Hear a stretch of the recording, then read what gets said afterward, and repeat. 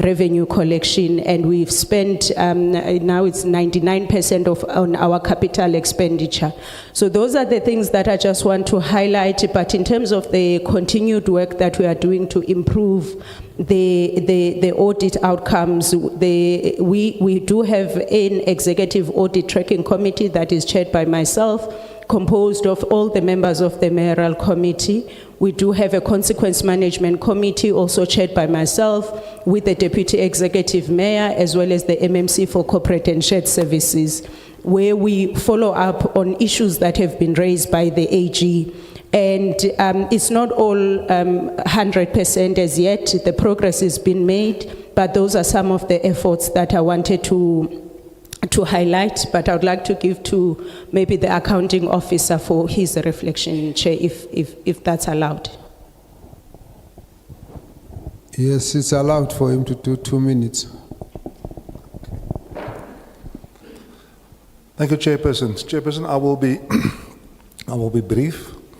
The year prior to this year under review of 23-24 was a particularly traumatic year. That was the year when the city achieved the dubious distinction of getting an adverse opinion for the first time.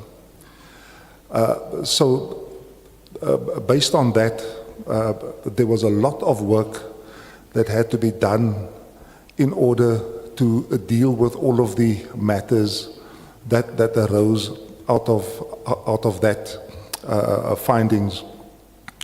We took hands with the AG, and from December of 2022, we have worked with the AG, who took us through the report and made it clear to us where it is that we went wrong. Pointed out the 13 key areas where we picked up major issues. We then set about dealing with those issues during the year 2022-2023. And it was in that year that we then received a qualified audit, and we dealt with about 7 of those items. So there was a lot of hard work. We had to also build the capacity of the municipality. You will see when it comes to the investigations that we did not have the capacity in our internal audit team in order to do all the investigations. So that was the natural cause of it. We had to build that capacity. We also had to build the in-house capacity of management to actually do consequence management there where it happens. That was one of the main reasons why irregular expenditure built up. Because everybody, not everybody, but there was an assumption that the AG would pick these up and then we will deal with it. So we had to deal with those kind of matters and actually train managers. And we have then progressively improved to the 23-24 financial year that we have seen, where we then had 6 matters that was left that we had to deal with.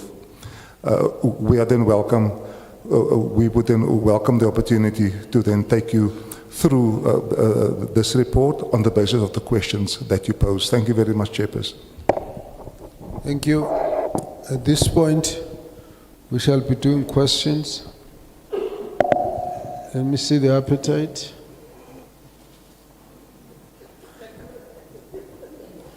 All right. The full house. You are fine. All right, thank you.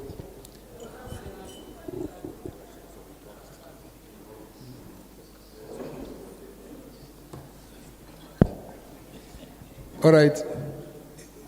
Let's have your hand is not up? No, she, her hand. So we come there. Let's start with you. We'll come from that side and come this way.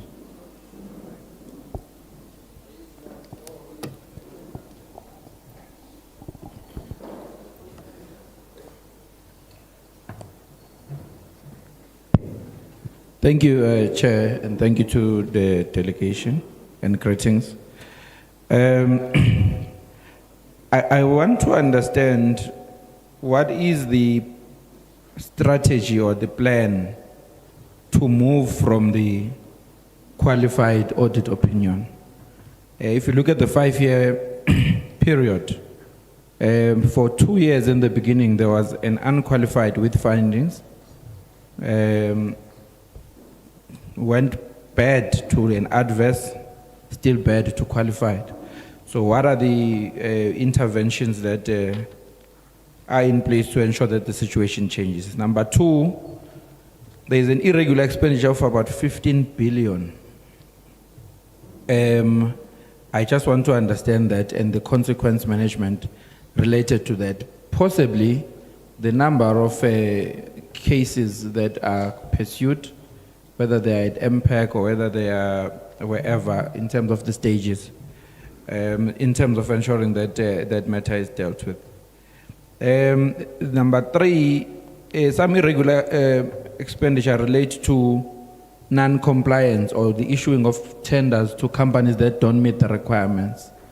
What are internal control measures to, okay, number 1, what is being done about that? Or it's with the CIU, or SIU or wherever. But number 2, what are internal control measures to prevent future reoccurrence of the same challenge? Let me pause there. Thank you, Chair. Thank you very much, Chair. Welcome to Tshwane. No, the first question I want to check with Tshwane is, I think two years ago, we were in Tshwane, and some of these issues, we raised them, in particular, the going concern. And at the time, I think when we were there, it was at the time of the adverse findings. And things did not change. The light at the end of the tunnel, we don't see it. Now, you are still qualified as a going concern for categorically clear for the next 4 years. There is no light at the end of the tunnel. What is the plan? But in the main, City of Tshwane is found amongst the municipalities that are incurring a huge loss. Through water, you are losing 1.3 billion. Through electricity, you are losing 2.5 billion. Have you identified these losses? How are we dealing with them? Because this is not the first time. Like I say, 2 years ago we were there. These were there. And in fact, now it's becoming much higher. And also there is this water tanker mafia. What impact does it have with Tshwane, and how are you arresting it?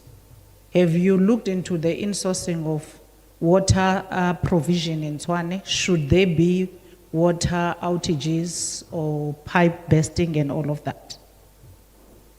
There is a serious concern of utilization of consultants ineffectively, to a point where it was raised in the previous year that you've lost more than 200 million to the work of the ineffective consultants, which they are supposed to be assisting the municipality in compilation of financials. It's a shock.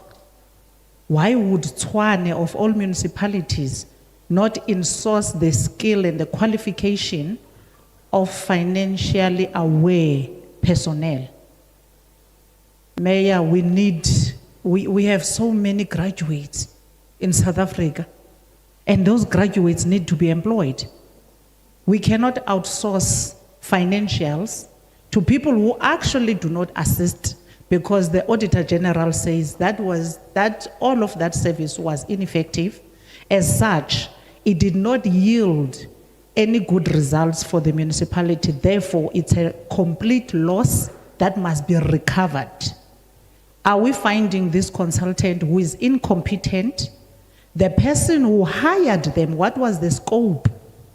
What convinced them that they can do anything in the municipality, yet they cannot save us from the mess that we are in terms of financials? And how are we dealing with that space? Are you advertising to get more aware people in the space of finance? The last one is the unfunded budgets that are leading to your unauthorized expenditure, which my colleague spoke to. And the council continues to adopt this unfunded budget because services on the ground are required. But in terms of the law, that's illegal. Even though we go around and go adopt it in the council and make it look legal, it's illegal, it's unconstitutional, because that's more like saying stealing is okay for as long as you can justify it. So how are we dealing with the budgeting process in order for us not to get to a point where we have to go and table unfunded budget to the municipality? Thank you.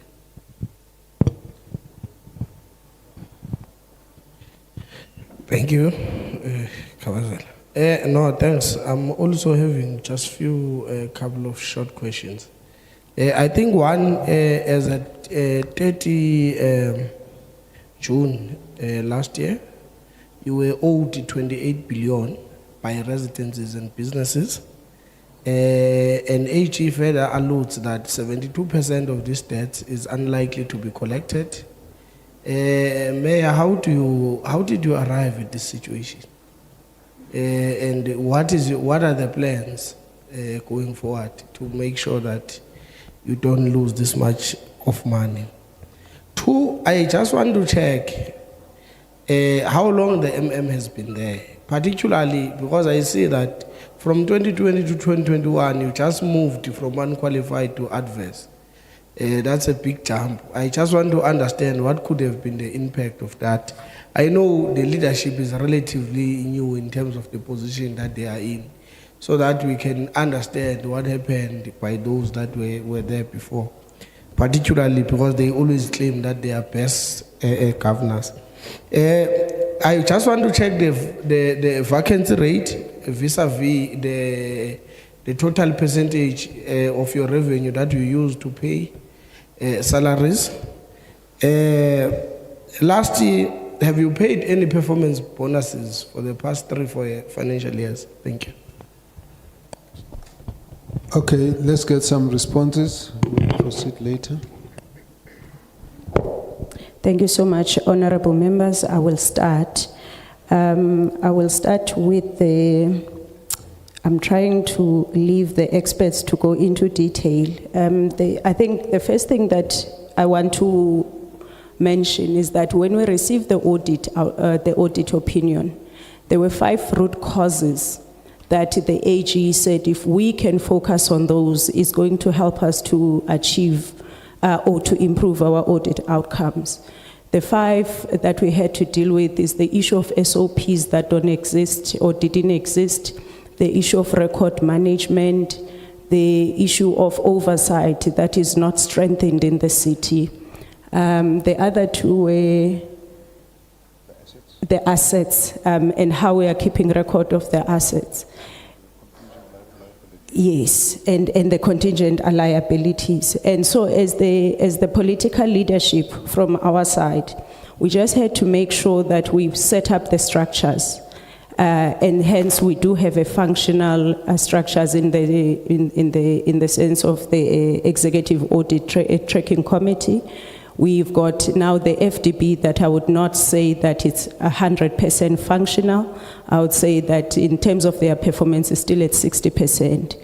And so for us, we've been leading as the leadership, we've been leading the call of organizational culture, to improve the organizational culture. Hence, we take the issues of consequence management very seriously. One of the things that we identified to the honorable member who's asking about the internal capacity, we do have a challenge, and it touches on the vacancy rate that we have in the city, that it kept increasing over the years. That in 2023, 2024, 39% of we had 39% vacancies.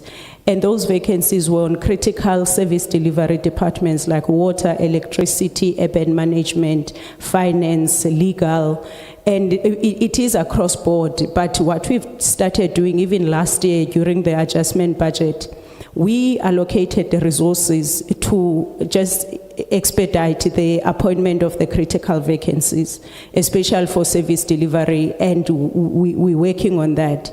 But we went a step further to adopt it as our principal policy, the issue of internal capacity.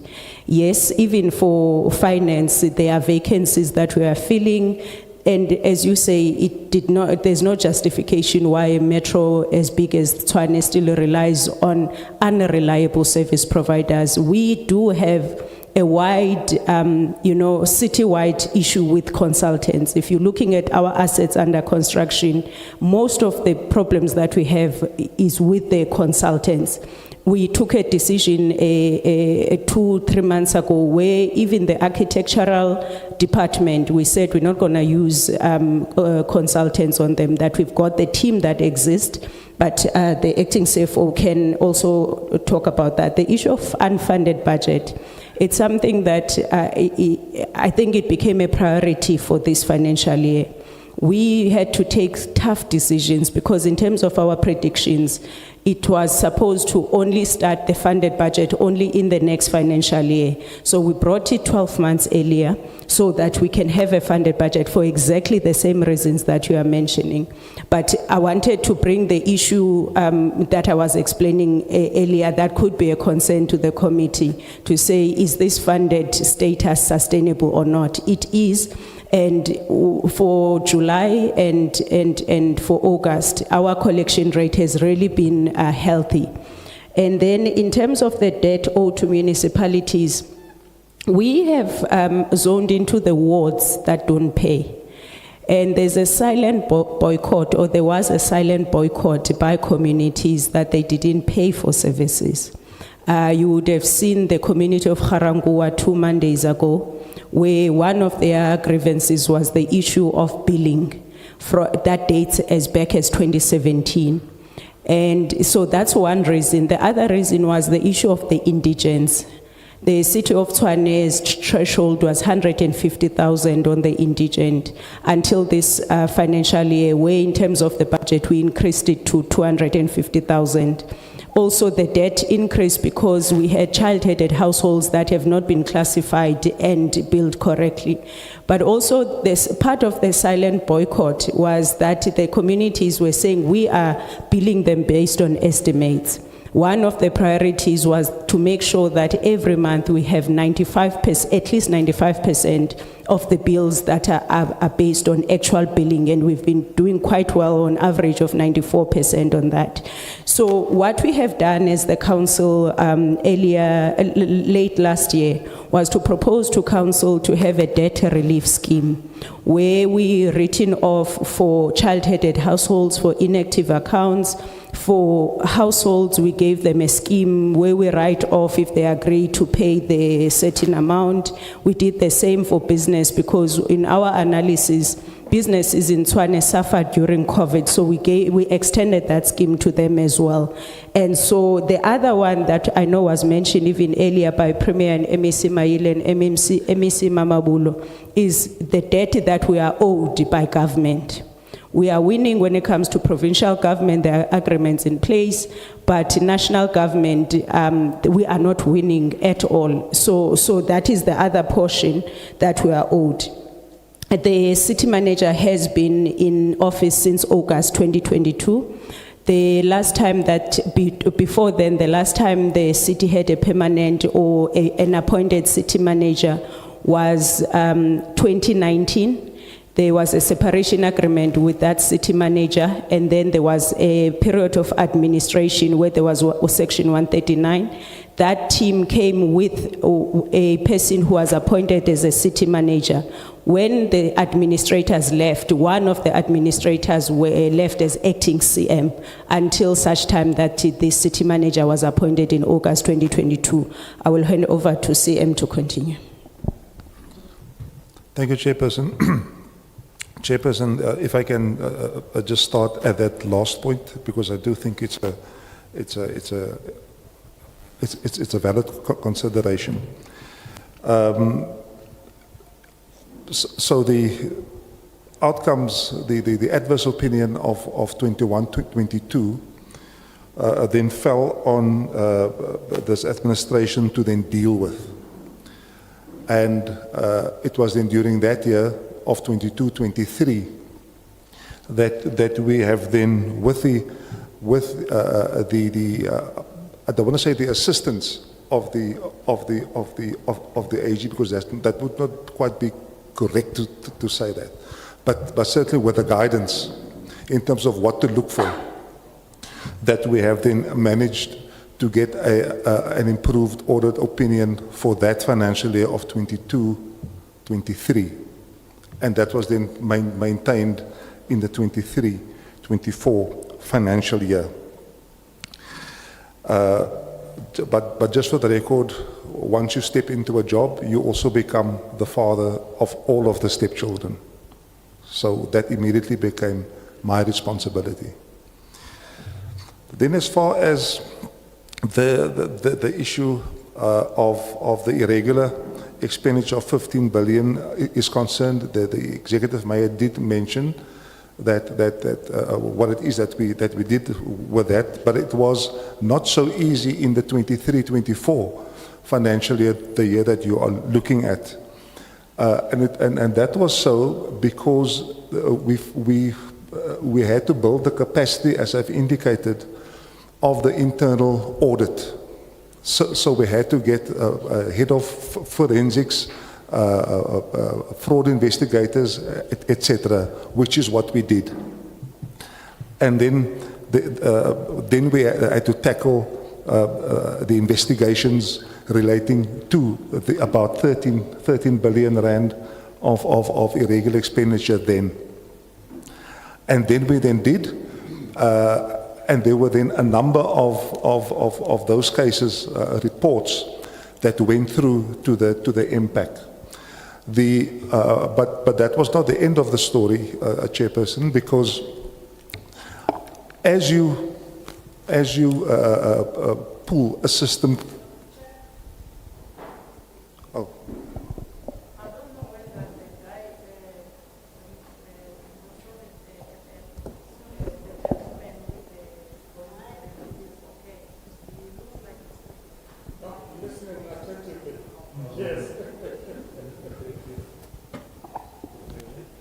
Please proceed.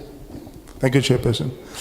But as I indicated, that was not the end of the story, but because we had to build the capacity, and we then managed to finalize a number of cases. They went through the impact, but then, as I've indicated, once you start pulling a system right, then you understand what is the reason why some cases that may have been investigated don't go through council. So we had to fix that as well. So the entire value chain of investigating to impact to council and then back to the city manager in order to execute, that system was broken, and that we had to fix. And that we then managed to fix so that we could get to a scenario where in the past financial year we could investigate to the extent that we have. The process is not complete, but that's what we managed to do. Also, we have identified, just in the past financial year, just to give you an idea, we have identified out of our own about 2 billion rands worth of irregular expenditure. And that and because we have discovered that, we have found that in the process, in other words, there where colleagues have left contracts, for example, to lapse, and then come to you on the basis of urgency. You know, that's the most classic one. that we've identified, we put those into the impact system with the consequences that would meet that, and hence there are a number of investigations and of DCs, recoveries, and in some instances, not in all, but in some instances, criminal referrals, and I think we can make that available if it's not in the spec. I have the numbers here, but it's on my cell phone because I've listened to your previous engagement. So consequence management is being exercised now. I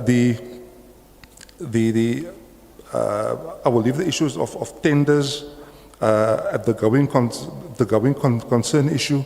We are a going concern. We also engage not only with the National Treasury, but also with Moody's. In fact, we have just recently appointed Moody's in order for us to improve our economic outlook.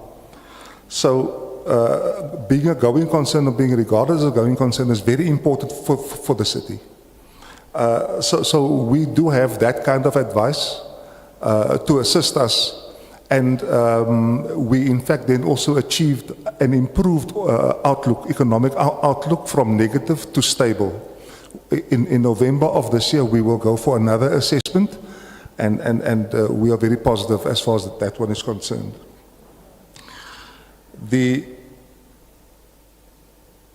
So there is a plan dealing with the issue of the qualifications. It is part and parcel of our MCAM process, which is also overseen by the MEC. And in terms of that, we have to date dealt with all of the previous issues as far as we are concerned to the best of our... What did you call it? MCAM, M-C-A-M. Sorry. The municipal continued audit monitoring. Yes. Municipal continued audit monitoring. Okay. Okay. Okay, Chairperson. Proceed. Thank you. Yeah, so as far as that plan is concerned, we have certain targets, and those targets we monitor, not only at the MCAM level, but also at the EXCO level, but also with the committee dealing with executive audit tracking. Because of the findings in the 23-24 year that the AG made, that there is no leadership. So if there's no leadership, it means it's me, and it means it is the mayor, as you've indicated previously. So in order to deal with that, we then follow that, and certainly for purposes now, so the focus now, just as an example, focus now is going to be the extent to which we can respond to any request for information that would come through now with the current audit process, and to make sure that we hold those to account who do not respond timelessly. Because it's one thing to make the grade, but if you can't prove it, if you can't show the evidence, it's also a problem. So we're holding managers, group heads in our case, into account as far as that is concerned, to make sure that they take accountability, firstly responsibility and then accountability for the performance during the audit process. The water electricity losses, Vuyo, water tanker, the unfunded budget was dealt with, sorry. The vacancy rate, the vacancy rate, we are currently at the vacancy rate of 41%. To the best, 41%. To the best of my knowledge, and please if you can just check, and he will confirm this, but in the year of 23-24, it was higher. The vacancy rate in 23-24 was higher. I will ask my colleague to just confirm that number. We have not paid performance bonuses since I came into office, and I have not seen such an item. I've not seen such an item, Chairperson. Thank you very much. If you haven't seen it, we will still go through the statements. We will show you if we find them. Okay, no, thank you, Chairperson. In relation to vacancies, as to what the EM earlier on alluded to, the overall one being about 39%, the finance department had about 23% vacancy rate, whilst as the EM had articulated, water, energy and electricity, and water and sanitation had 49.73%, 35.87%, and 49.73%. And those are your key service delivery departments. Now, coming back as it relation to what are we doing as the city to turn around from the qualified audit opinion to an unqualified audit opinion. I think my leadership on my left had already indicated, besides the various governance structures that had been since established, which include your Executive Audit Tracking Committee, which is chaired by the EM, and in addition to the MCAM, the Municipal Continued Audit Monitoring, we've got the APC, and after the audit outcome of the 2023-24 was actually announced on the 19th of December last year, the MCAM was convened, wherein a workshop was established.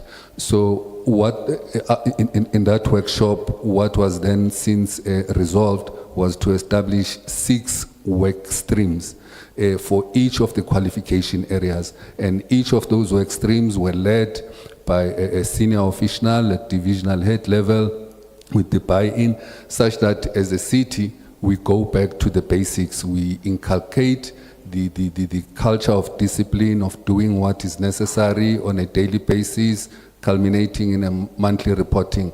That resulted in the establishment of various SOPs. That is your standard operating procedures, such that everyone knows what it is that they must do, when must it be done, and in terms of those responsibilities, because once you've got all those controls in place, we are able to further also institute a corrective action in terms of transgression, because no one can then come back and say they do not know.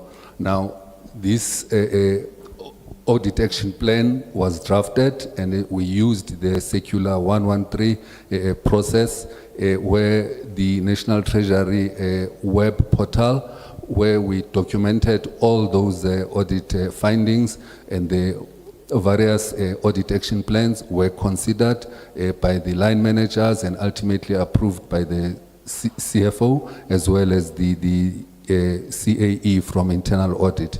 These were monitored periodically in the implementation of the progress, as well as once a department has declared that a particular audit outcome had been dealt with, internal audit would actually audit it and then actually confirm same.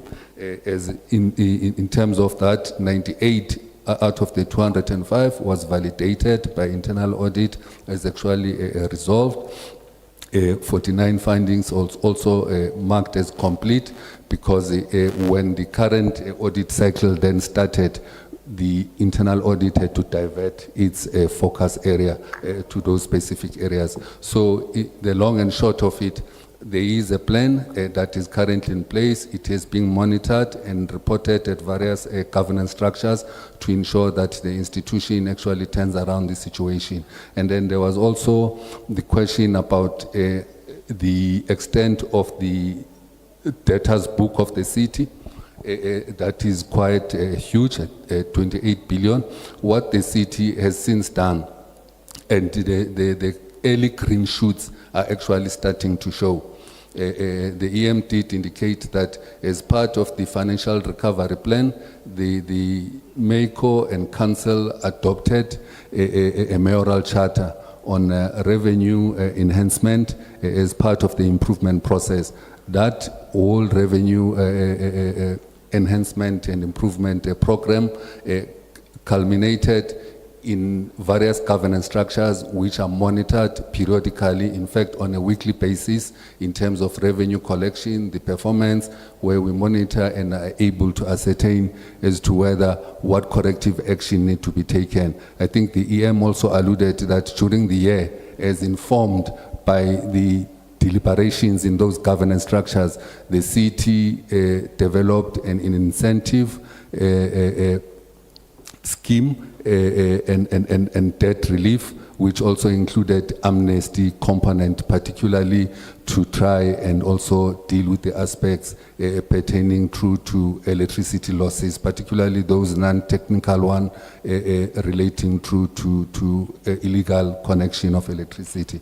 So all those schemes culminated particularly in the performance against the funding plan of 98%, wherein the city was able to collect about 40.5 billion from its customers versus the 41.3 billion per the funding plan.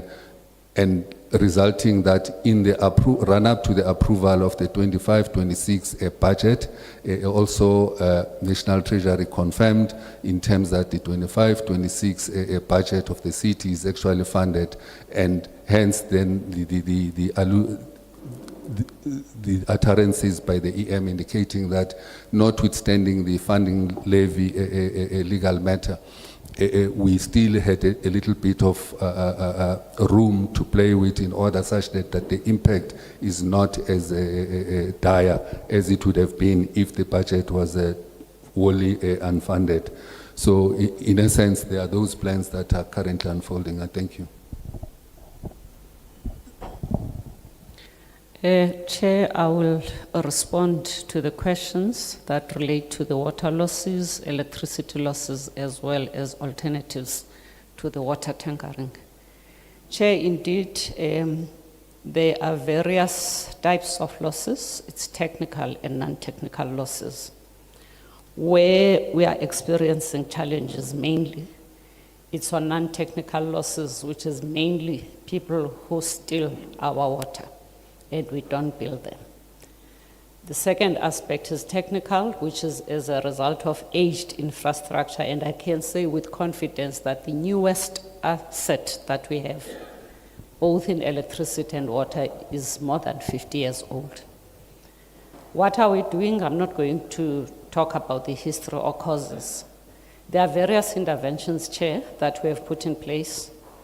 The first one is a partnership that we have with Aarhus City in Denmark, where they've identified a zone where we piloted different interventions that must be made. One, which is leak detection and training of our artisans to repair those leaks. Secondly, which is pressure management and a whole range of other interventions. And on that zone specifically, there has been a significant reduction. But if you are dealing with the city of Tshwane, it's quite a huge city, being the third biggest geographically in the world. The second intervention that we have, when we did an analysis of the city in terms of the losses, Region 1 is the one that has the highest losses, close to 50%. And if you do the same analysis in other regions, the losses are not so significant, but if you average, including Region 1, it pushes up to 39%. We have a partnership in MOU with Water. They have You skills. must at least tell us where Region 1 is. Soshanguve and so on. It's one of the biggest regions. Check. one? Haramua, Roslyn, and so on. Okay. And that's where you have a concentration as well of informal settlements. Yeah. So- Just refer to it because it's not on the GPS, it's just a Tshwane designation. Okay, I'll do that, Chair. So we have commissioned Water to come with their resources, and they've just started about a month ago. They are on site, they are assisting with leak detection, with pipe replacement, and a whole range of other initiatives, but we'll be able to report with confidence whether that has really made a significant impact, but we hope it's going to do that. I will not go into details in terms of other interventions that we're making. But Chair, one of the biggest problems that we have, Our master plan requires about 2 billion a year for us to deal with pipe replacement or deal with the losses. And unfortunately, financial situation gets us to getting 25% of what we need. And if you look at the average kilometers of pipe replacement that we've been doing on an annual basis, it's quite insignificant given the spread of the city. So what we have just said, what we have decided is that let's go an extraordinary route, because if we are going to rely on government fiscus, we'll never be able to deal with the challenges that we have.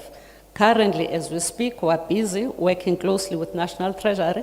We're developing a specification for an off-balance sheet, which means we're not going to use council resources, but we'll go out on the market, get the private sector. They come with their own funding, with their competencies. They replace those pipes at a scale that is required, which will assist us in mitigating those losses. And the last one, which is important, City of Tshwane is lucky in the sense that it is the only city in Gauteng province that has its own sources that we can abstract water from. Other cities, they're 100% reliant on rainwater. So what we're saying is that rainwater, we get about 79% and 2% from Maghalis, and we have 20% of our own sources. So the approach that we have now, still working with rainwater, is that let's augment our own sources so that we reduce the over-reliance on rainwater. We have started at Roiva. They are there to assist us with operations and maintenance so that those plants can produce at maximum capacity. Currently, all our wastewater treatment plants, including water treatment plants, they are operating below 50%. So that's an intervention that has already been initiated, and we have seen figures moving in the positive direction.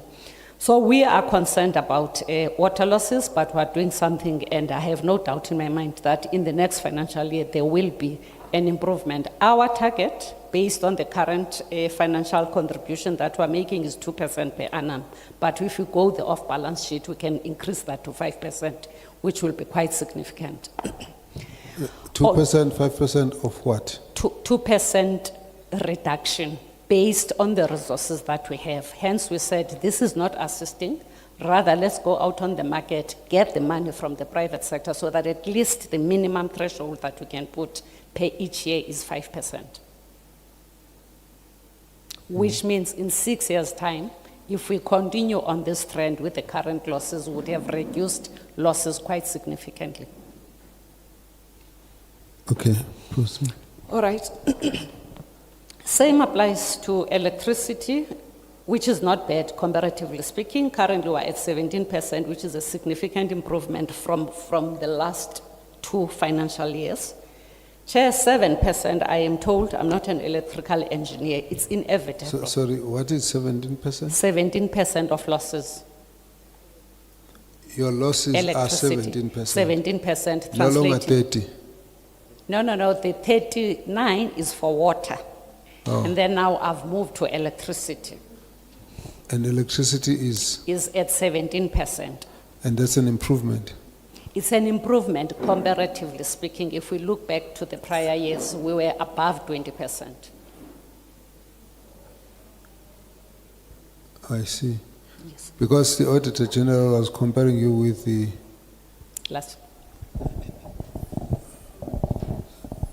yeah, Auditor General is referring to a 10%. No, but you can explain, because I'm not sure Okay. whether you are comparing things differently. Okay, all right. Chair. Currently, okay, let me start by saying 7%, I'm told that's what I was saying, it's acceptable.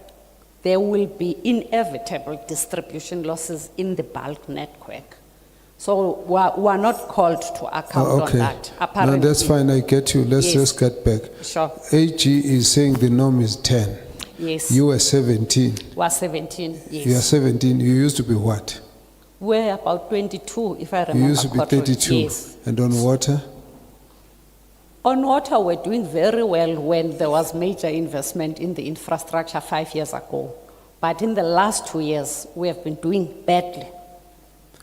So what's your percentage? loss? Currently we're 39%, which is not 39 acceptable. on water. Yes, Chair. Proceed, All okay. right. So on electricity, as I'm saying, it's not as significant as the other one, as I'm saying that there is a threshold that is understood to be a norm. We have different interventions, but then again, the technical losses are not a huge problem. It's again electricity theft, vending fraud, people bypassing the system. It's a number of reasons, which we are focusing on, which we are reporting on a committee that is chaired by the city manager every Tuesday, on a committee that is chaired by the executive mayor when are the repcos now? They've changed. It was Thursday.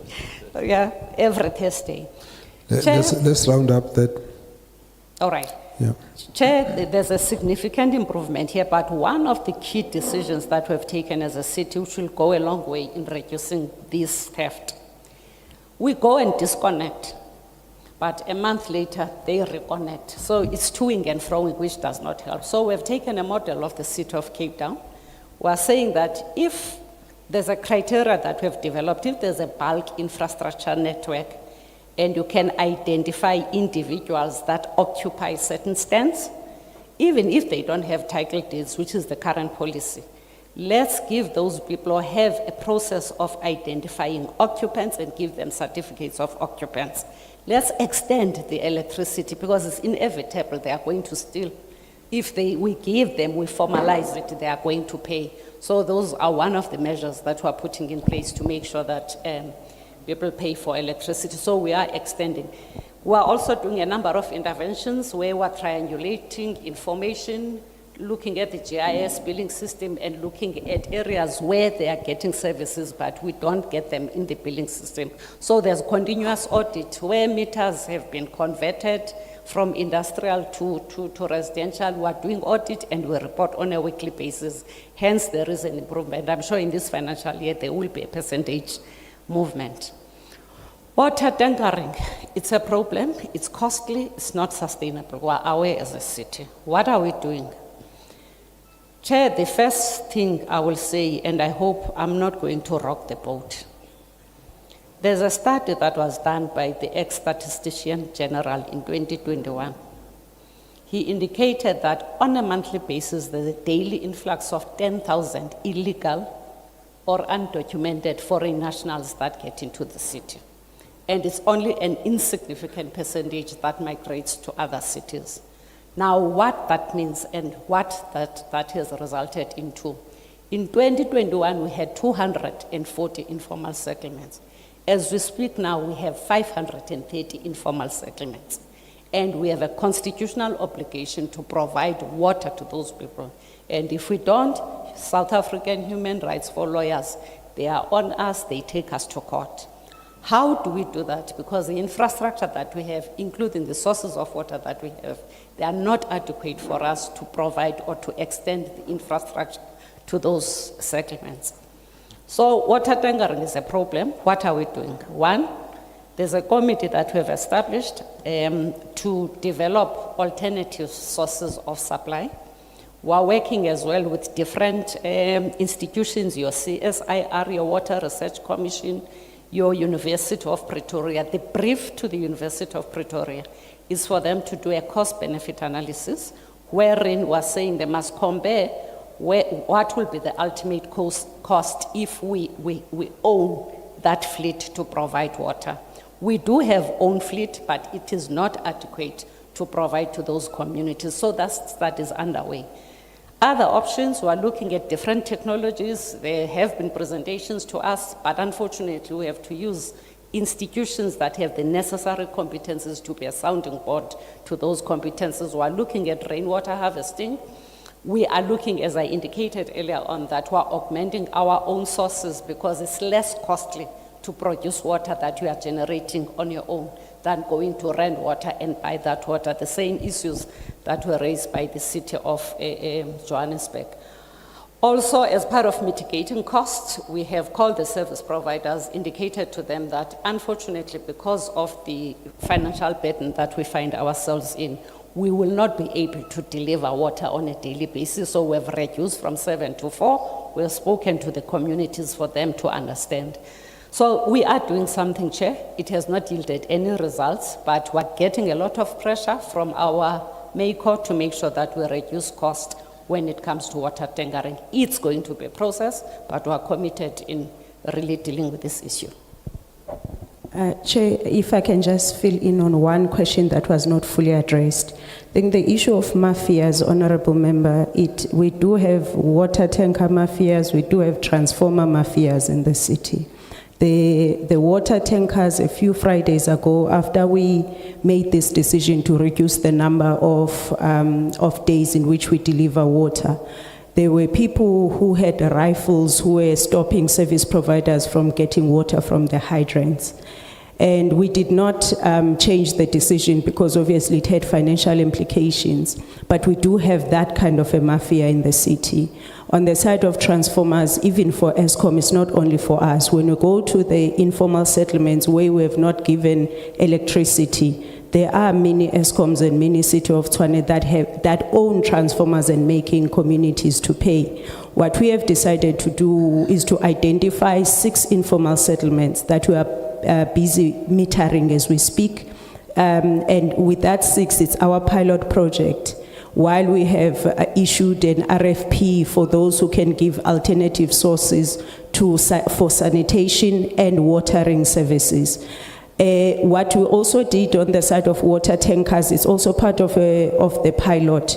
We're in the process of procuring 15 water tankers, especially for emergency delivery, where there's a case where normally people would get water from their taps, but there's a problem with the infrastructure.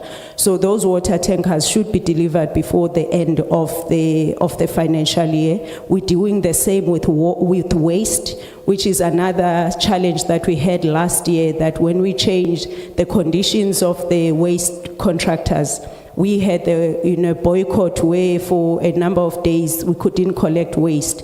We then took a decision that we need to go the internal capacity route, but we need the study to just give us an indication if that's the most cost-effective way to do so.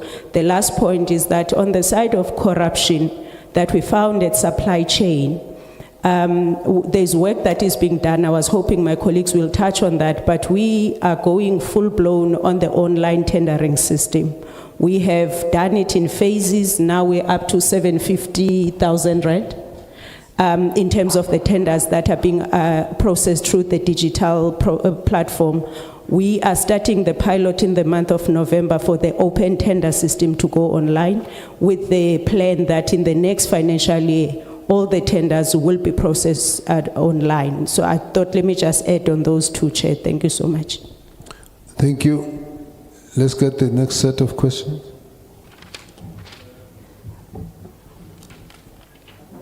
Thank you, Chair. I'm going to start by, I'm not shocked anyway, because Tshwane, fortunately I'm a resident as well there, but the unavailability of getting to a mayor and to the city manager, if I am unable to get hold of you, trying to get to your secretaries, you'll always have stories. I've been battling to get, in fact, before you as well, but with the city manager, it's been long. I just want to ask one question. I'll start with this one. Non-compliance with Section 131 of the PMFA. Why? Why are you not complying? 240 disciplinary cases were finalized. And saying finalized is not good enough. Then what happened? They were finalized, then what? Number 2, the issue the mayor which promised the citizen of Tshwane that the issue of water in Region 2 in Hammanskraal will be resolved by the end of March. I'm sitting here. I went to Hammanskraal. That matter is still not resolved. Our people are drinking water which are not healthy for their lives. There's been so many promises about the Hammanskraal water issue. Please, let's not play with our people. Please, let's not lie. Number 3, the people of Canaan, in the R225 road, they closed the road there. Completely closed the road. I had to call the police to help because they were not allowing vehicle to pass through that road because of the issue of water, as you said, Executive Mayor, about non-payment and that. And my plea to you and your executive, can you please again open this relief plan? Because elderly people, and some people were ignorant because there was no enough awareness to say that you'll be closing somewhere. I think it was April or May. Can you please revisit that again for our people? Because as you said here, that some money you cannot recover. In Zitobeni and Kangala. Just hold on. Excuse me, just hold on. Just stand up, sir. You? Yes. No. Gentleman with a nice shirt. You are taking records. In terms of our rules here, you couldn't do that without permission. So, are you working in this, Tshwane? You're working where? In the legislature? As a member? As a staff? Okay. No, we have rules here. You don't just take, you request, get permission, and be allowed. As it turns out, the light is so harsh, it's even disturbing the members' vision. So, how will we know you've deleted? Go over that side and just declare your innocence. Please proceed. I'll contextualize soon, Chem. And by the way, I'm bit now. you had gone past almost your done. time. I'm almost done, Chem. You've done over your time. Yeah, the last but one as well, as I was talking about the issue of Ekangala, Kanan, Zitobeni, and Ritabisen, and those there's factories there, Ekandastria, which has been, I think, when the minister now, Hosi Sile Ramkhopa, he spoke about that issue that soon, I'm talking soon. I'm not fighting you, you must understand me. No, I just want us to help each other. There was a promise that the people of that area will be, I'm closing, last part one, Chair. No. You're closing, you're getting into... No. Remember, I have not finished that, Chair. Because I was like... You were supposed to have 1 minute. It's not 1 minute. My watch is watching. So I'm saying just finish your question and close. Thank you. Yeah, I was disorganized by the camera, but it's fine. No, actually, it was not you who was disturbed, someone else. I stopped, then I had to now.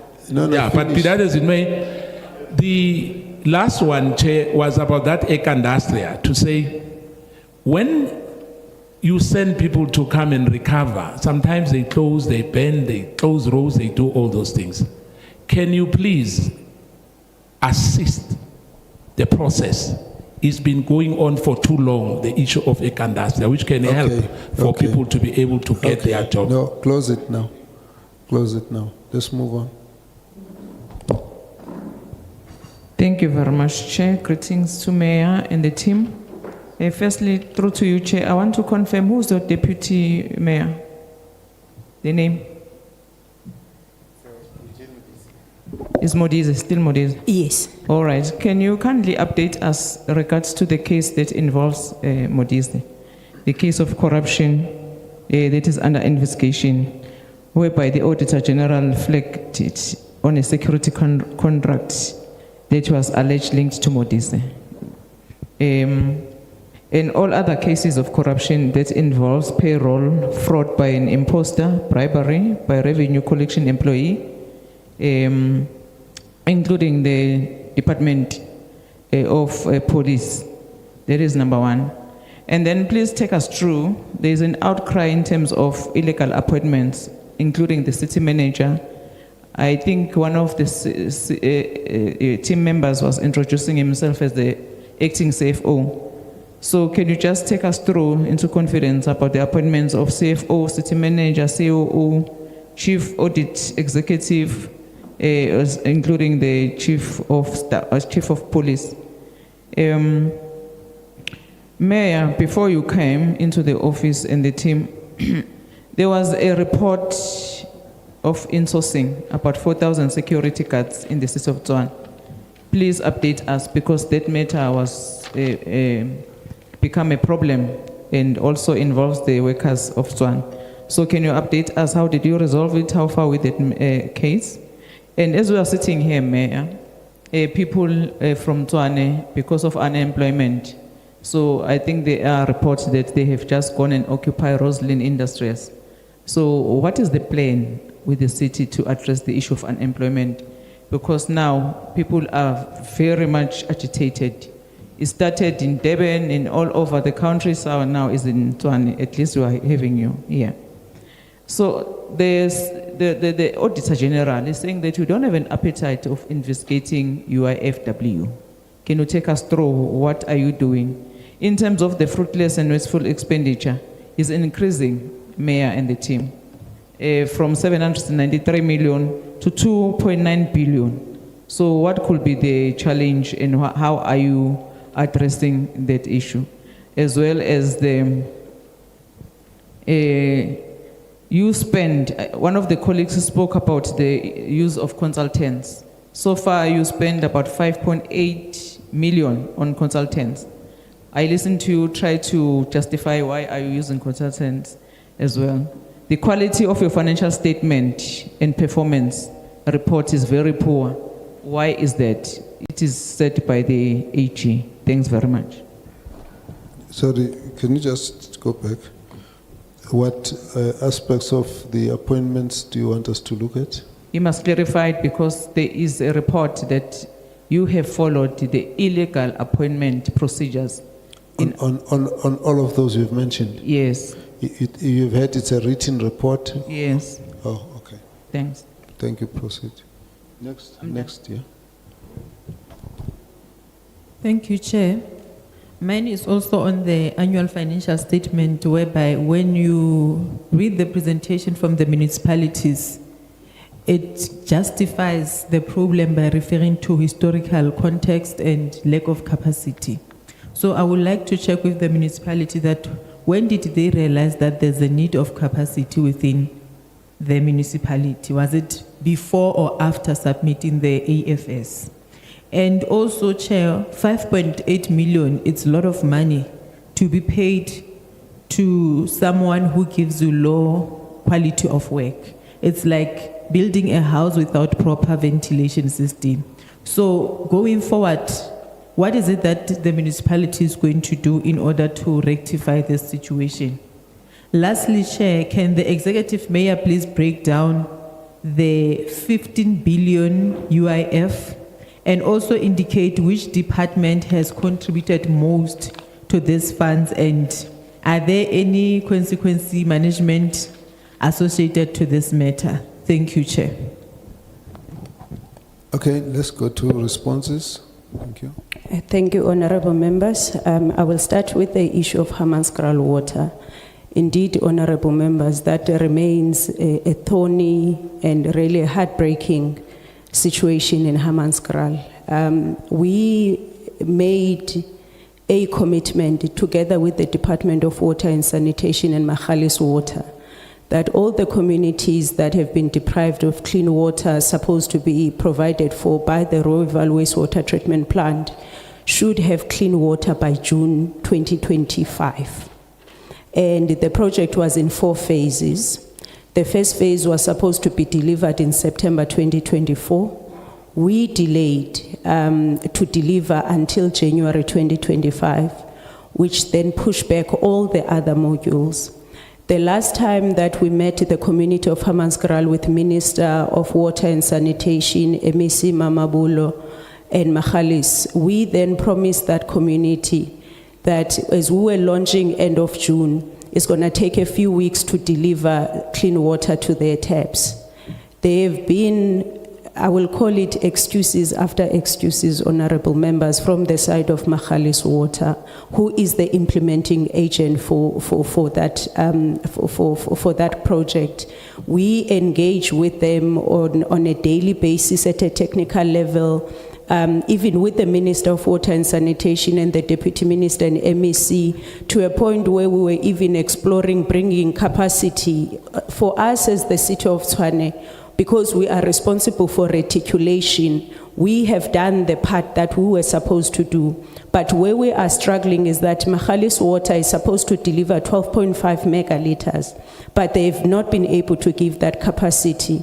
But there is some progress. And of course, this is progress within a failure, if we may put it that way. Already there is delivery. Communities were telling me this morning that water is clean, there is improvement in the water pressure, but we're still talking about module 2. But module 2 and module 3 will be delivered through the same pipe. So once we deal with module 2, we will should be moving to the communities that's supposed to benefit to module 3. But honorable member, this is not a point where we try to be defensive about the broken promise to the people of Hammanskraal. I know that the political leadership from national, province to ourselves, we're working with Magalies Water to make sure that at least we need to finish the project. But there has been delays that we can't deny here. Before you proceed, what's your relationship? Do you have a relationship where they can actually be levied penalties for the inability to complete the targeted undertaking? So the project is paid for by Water and Sanitation Okay. Chair. So we're not involved in the contract management. But you do have a letter of complaint to the minister, because we would like to have that letter. Not the letter, because we engage in meetings. So he didn't complain. No, because we're engaging through the IGR So platforms. the members are right to think you are the one who must be faced on this, because you didn't complain. Yes, we didn't complain in writing, Chair. In writing. Yes, because we do have the IGR platforms to discuss. It's in meeting minutes somewhere that you actually raised the issue, and what was the response? Yes, particularly with the Deputy Minister of Water and Sanitation. When there was an issue with the information that Magalies would give to the minister, which is different from what was happening on the ground. And we convened a meeting where we spoke about it. But it didn't get to a point where we send letters. No, one of the problems for us is that this is how we do things. We start with that problem. The member comes back and raises this complaint. Now, when we hear the complaint, we want to know who actually is at fault. So when we listen, we think it's you. Then you explain that it's Magalies. But we don't hear what you have done to actually get Magalies to be held accountable. Then we come back to you. You see, so the issue is, if there's nothing formal that shows us that you have actually raised the matter, we can't take it up with them. They say, oh, we didn't know. Nobody complained to us. And then you must now answer us and answer the community. So we have a problem now with you. Unless you can actually get us that complaint, send it through to the MEC and then bring us a copy so we can go back and ask the ministers why. You see, I don't know how many people are going to talk about this issue here. I can tell you my own notes of what is coming on this thing. Okay? And to start off with, in the first instance, the cholera issue is a negligence of the management. And there's no other explanation in any part of the world. If somebody's cholera, somebody has actually polluted the drinking water and it's an administrative issue. You are a doctor, you understand the basic primary healthcare issues. There is no way you can deal with such a thing unless you can sort out the water first. And the deaths that come from there are very easy to prevent and are very easy to escalate. So the question is not academic. The question is, the problem in the first instance for the cholera outbreak was because of the failures in management. Now then everybody goes there and the undertakings given and everything. Now the community is complaining because things have not happened as expected. Now, must we wait again until another breakout of cholera? What will you say is our explanation that when we've actually been warned that the thing does cause deaths and cholera and deaths, but all of a sudden it comes back again, but the municipality has been there, the provincial government has been there, the national government has been there, everybody has been there, and undertakings were made. At the end, people are going to be affected by cholera. I mean, what are we saying to our people? That's the problem. So we can't leave it as that. I understand you feeling very regretful about it, but I'm saying, if you haven't got a provable step that you have taken, then you're actually putting us into a problem, because we actually think it's you who's not actually reporting that this thing is not working, it's not being done. If it was raised in the meeting, then we want to see the letters. That actually, if we speak in a meeting, there must be a formal thing that we can use and follow up as proof that actually the right authority was approached and made aware. Because then we'd leave you and go to talk to the Minister of Water and Sanitation. Now we can't. On what basis? Oh, no, I've got a report, everything's going well. How do we tell them it's wrong? That's the issue. That is the issue. So you have to rectify that, because we can't move on other than actually thinking that you are the ones who are neglecting. You're monitoring, but you're not talking about it. If you talk about it in private and in meetings, and there's no record anywhere, when problems come back, we will think you are responsible. So that's why I'm actually saying it doesn't end there. Please move on with the questions. Thank you, Chair, and indeed that shall be rectified.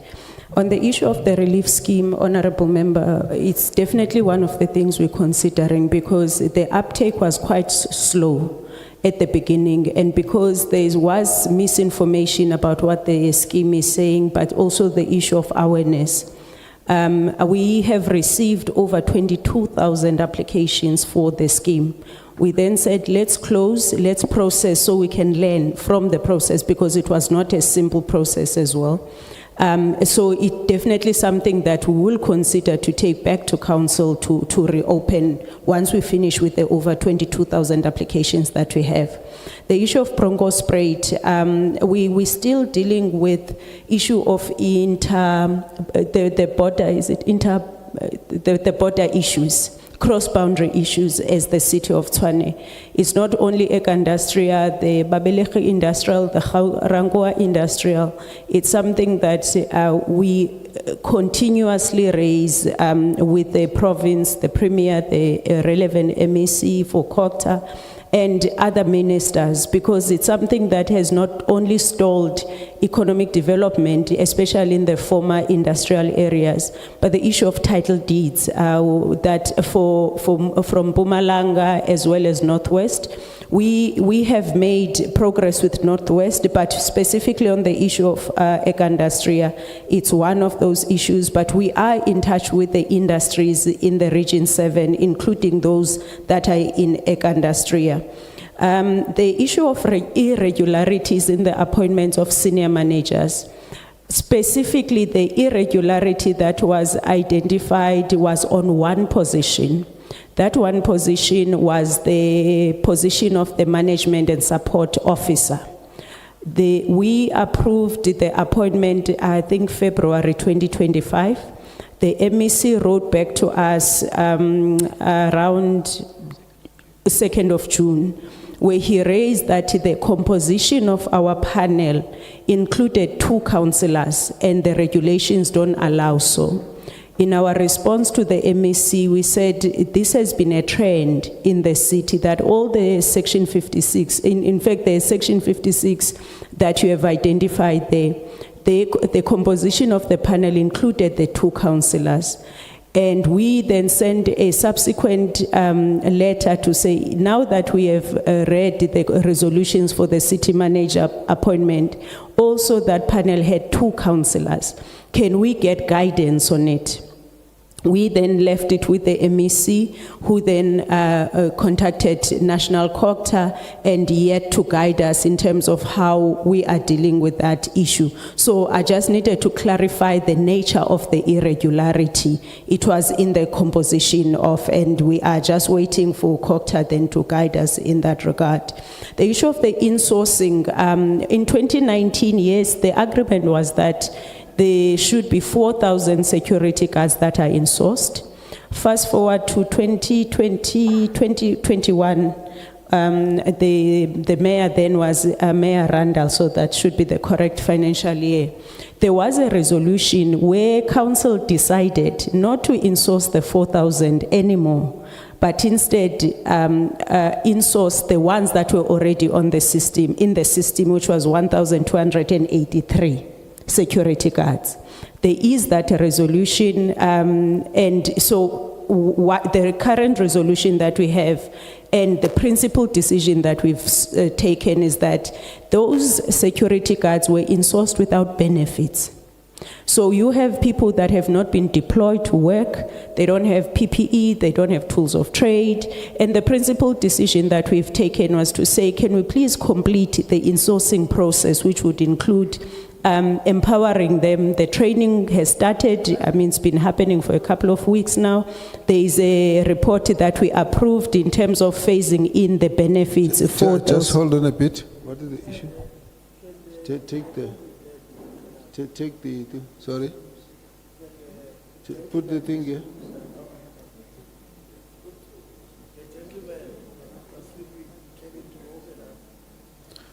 Okay, proceed.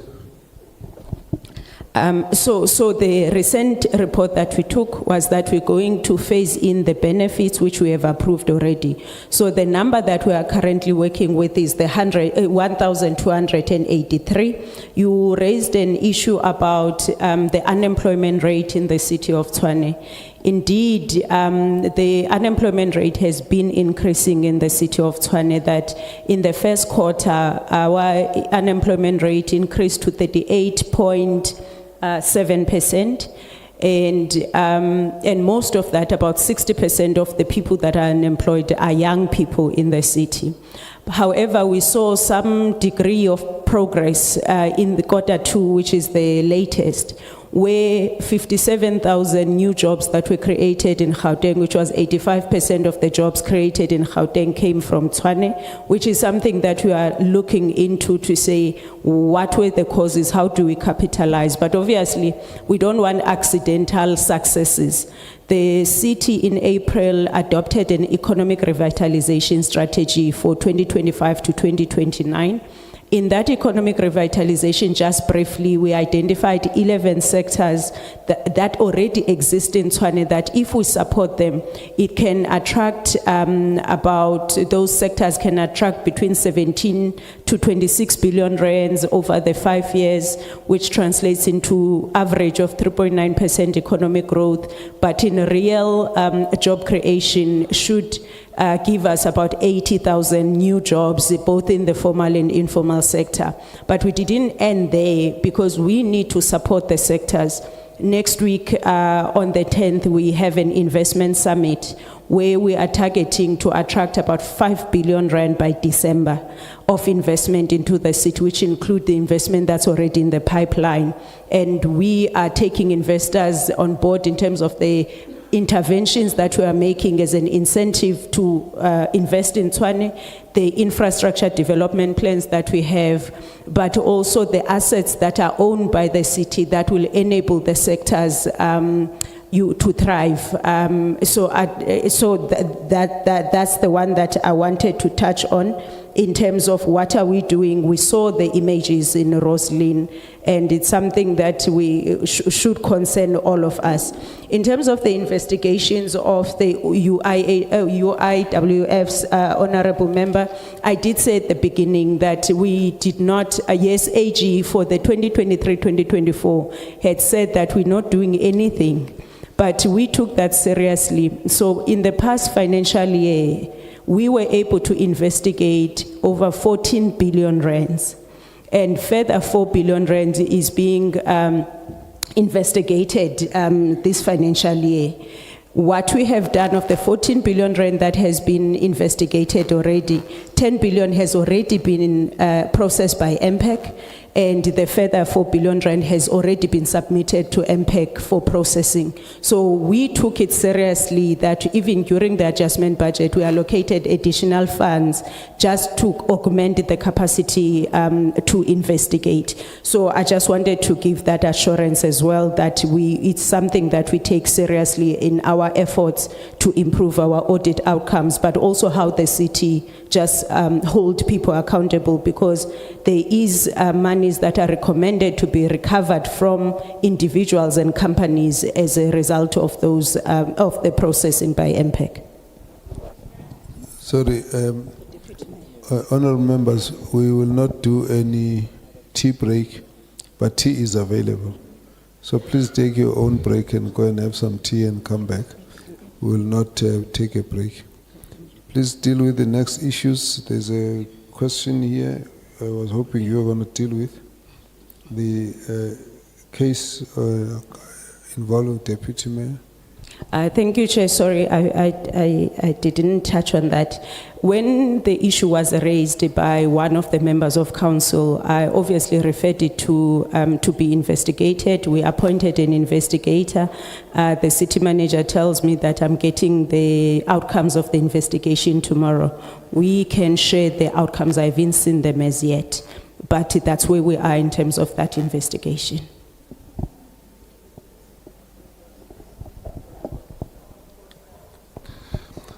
Chairperson, just in terms of the consequence management of the UIFW, in the pack that we have provided, we've indicated that 65 disciplinary actions were recommended against officials, and 49 control improvements were also recommended. That was only in respect of UIFW.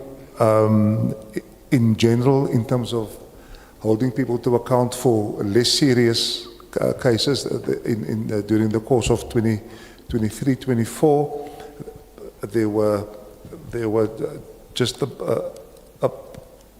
in excess of 220. Let me see. Yeah, 220 cases for 24. For 23-24, and then 423 for the next financial year, for the one that just passed. But those were consequence management for less serious cases, which would include the TMPD. My apologies for reading, but I'm getting information as the questions are being answered. If need be, we can give this to you in writing as well, so that it's part of the record. Similarly, there was also the question on the TMPD. There were allegations made of misconduct. We are investigating it, and there's a report that will go to council at its next meeting, and we would be and we can share that report with you as well. Okay, we've dealt with the appointments of the 56s. Then my colleague will deal with the use of consultants, because I'm not quite sure exactly which consultants, but I'll allow him to deal with that.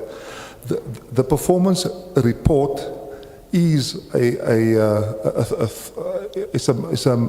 thorny issue because it speaks to the lack of management of performance.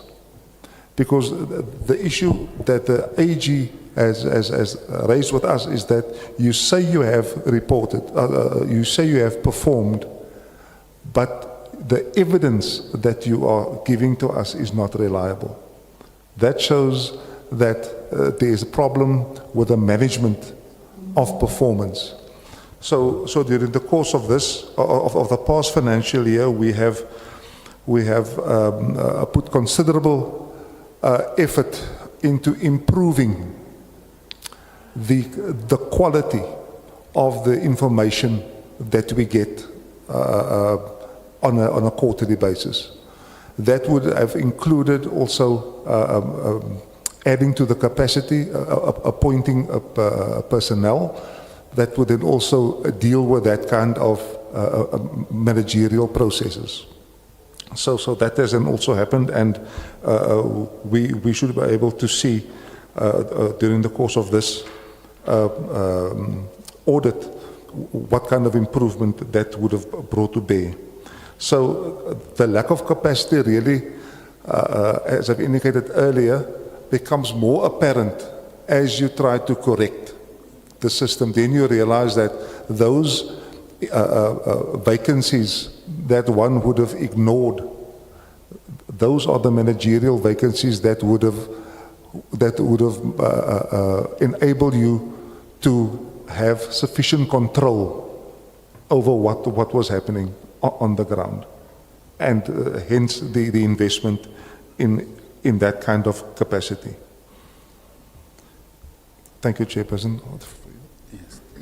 Yes, I have. Thank you, Chair. Perhaps from the last round, there was a question on what are the internal control measures to prevent future recurrence of the irregular expenditure. I think when I was looking at my notes, I noted that we had missed that. One of the things I wanted to indicate is that emanating from the AG's report, of which as the city acknowledged, the city embarked on a proactive forensic assurance on qualifying tenders, which is conducted once the BEC has done its evaluation. The purpose of this review is to provide assurance through to the accounting officer, the CM, as well as the BAC, that what is brought before them at least has undergone some probity checks, and the threshold currently for that, it's tenders above 20 million. And in instances after internal audit have looked at the probity aspect of those tenders, and if none of those could actually be cured, what then happens, it is recommended through to the CM that tender be cancelled, and then it be addressed as such. Again, on the issue particularly relating through to fruitless and wasteful expenditure, part of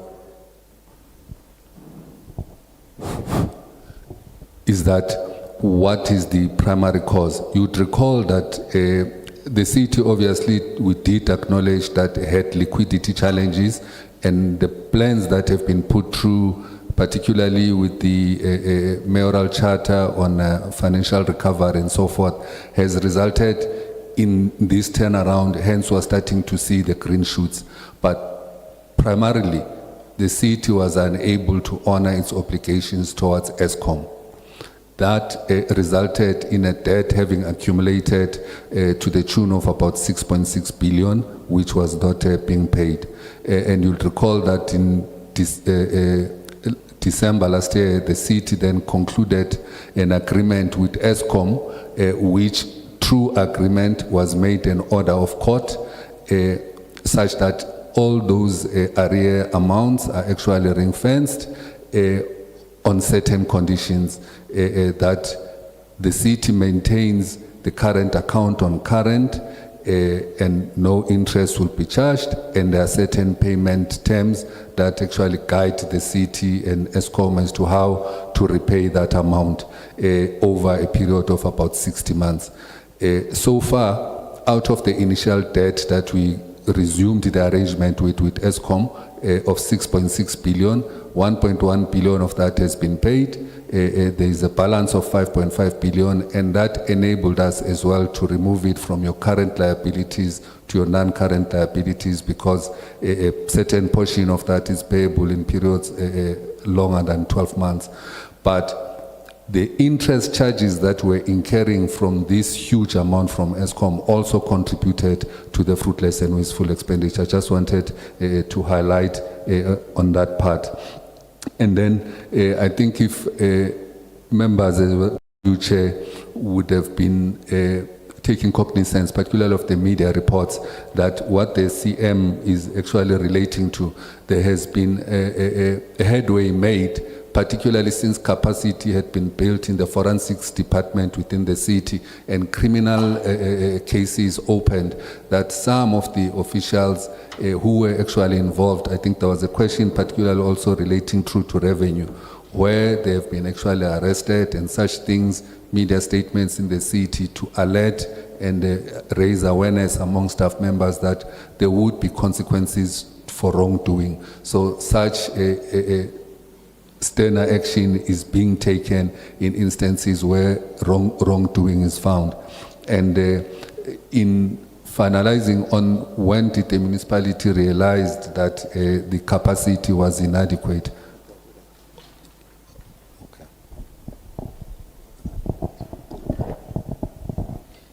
No, thank you very much, and greetings once more.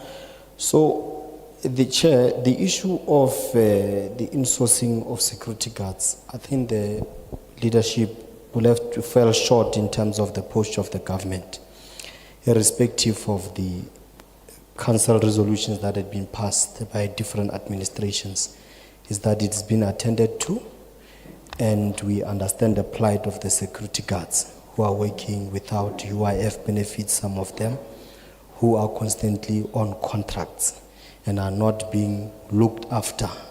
The Labor Relations Act is not observed, and so on. So the push of the government is to rectify that over a period of time. And I think that's important that you live with that peace of mind.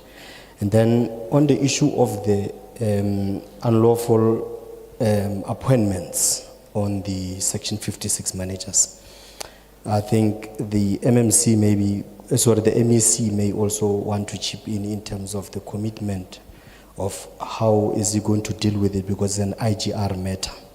And we don't wish to also adjudicate on it per se, because I think then the MEC is vested with those powers so that he can speedily intervene on that matter, because it has a potential of affecting the day-to-day running of the municipality, in that if the core leadership that is senior in the municipality is facing matters of that nature, then it affects stability. But I think with the guidance of the IGR structure that is in there, we'll be able to then attend to it and then resolve that matter so that there is stability, and we know that you live with a peace of mind that yes, there is commitment and we are giving it the necessary attention required. And then in terms of the role of MPEC on the UIFWs, Utin. What are you saying? in relation to?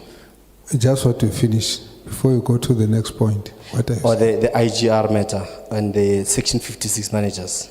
Yes. Yes, no, I'm saying that the matter, yes, is in relation to the composition of the panelists that were selected for that, in that the councillors were overrepresented. But because this was an irregular appointment of some sort, the MEC, the matter has been escalated to the MEC. So we are saying that as the municipality, the MEC is here, and then maybe if possible and the chair allows, then they will be able to attend to that, or get some form of commitment so that it does not affect the municipality long term in terms of stability and so on. You're taking chances, ne? No, I'm sorry, Chair, if I came across as such. No, firstly, what you're doing, you have done three things, and I'm not sure they're quite right. The starting point, the member asks a question. There seems to have been an irregularity in the appointment of senior managers. Has that matter been investigated, and if so, what are the details? Then the answer comes. Yes, something was investigated in this regard, and we have a report. And Chairperson will give you that report. He doesn't say what's in the report. Then we leave the matter. Then you go back, you are unprovoked. you go back to the same issue. Now, you are saying they should have given me more details because you are aware of them. I'm not sure you are right. I'm not saying you are wrong. But you go on now to specify some of the things. But you're making a request which I think is really out of 10. Because the issue is that this report and the role of the MEC has got a process by which such a thing can be dealt with. The mayor, the MM know the process. You write to the MEC. And the MEC doesn't wake up and look at it and say, Yazotin, say I'm appointed. There's a process. Now, by chance, the MEC happens to be here. Now, I want the MEC to answer the question. I don't even know if the letter to the MEC has gone yet from your offices. Yes, it has No, gone. no. Oh, sorry. You are even out of order now because we're not doing a dialogue. I'm just telling you why your approach is wrong. I'm telling you your approach is wrong. Okay? But you can't have two approaches from one municipality about the same issue. You didn't report this matter. The matter was reported by the member. The member is interested. Now, the response is that there's been an investigation. To avoid getting onto the details of being uncertain about some of the details, they will send you the report. That's what the MM says. Now, who of these people had a problem of a panel? Is it all of them? Is it some of them? Is it one of them? Is that the only thing? What is your role in relation to this entire thing that makes you want to get to comment on it and actually want me to refer the MEC to respond to your issue because he's here? But even if he's here, he's not here to service administrative issues of Tshwane. I'm not even sure even if he knows the letter has been received or not. Even if it is, the best you can do, and it can't be done by Tshwane, it can be done by this committee. MEC, can you comment on that? Your approach is not correct. So let's close this issue. We will have this report. The MEC will comment, but we're not closing this discussion because what we are having, we want to see the report too. Whatever happens, we will want to get the report. So when that report comes, it will come with the response of the MEC, because it will come to us via the MEC already with his part of the issue in it. Whether at that point he has responded to Tshwane or not is not our business. Our business is that he must tell us this is where the municipalities, this is what his role is, and then we can take it from there. Now, I'm going to ask you to halt it. Let's get the other members to ask questions. Okay. No, thank you, Chair.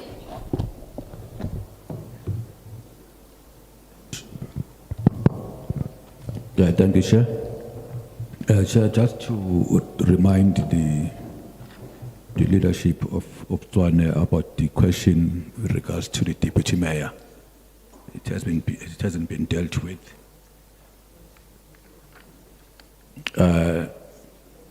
The city actually raised some frustrations with regard to national government departments not paying for the rates and services. We will appreciate if the city could just compile a list of those departments and share the list with the committee, if possible by today, so that we'll be able to follow it up. Number two, the issue of consequent management that the city said is being exercised. We'll appreciate actually if the city could just give details in terms of that, because the AG also raised some concerns with regard to issues of consequent management. there was an issue of a plan that the city is dealing with regard to audit issues. If the city could also give details with regard to that moving forward. Number 4, there was an issue of vacancy rate, which was 41%, and the city was going to confirm details with regard to that and revert back to us. So we'll appreciate if that could be done, if possible, by today. So, Chair, there was an intervention that the city actually spoke about with regard to pilot program or project that will deal with water leaks, leak detention. We'll appreciate if we could also get details with regard to that, and then the city shares those details with us.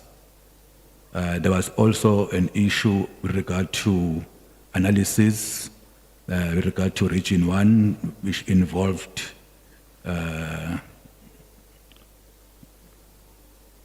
okay, but I can't remember the city, the towns that you said involved Region 1. You spoke of 39% losses.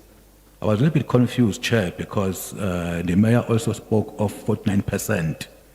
I would actually request that actually you clarify which one is correct. Was it 49% or 39%, or 49% involved water and other related items, if that could be clarified as well. Thank you, Chair. Both.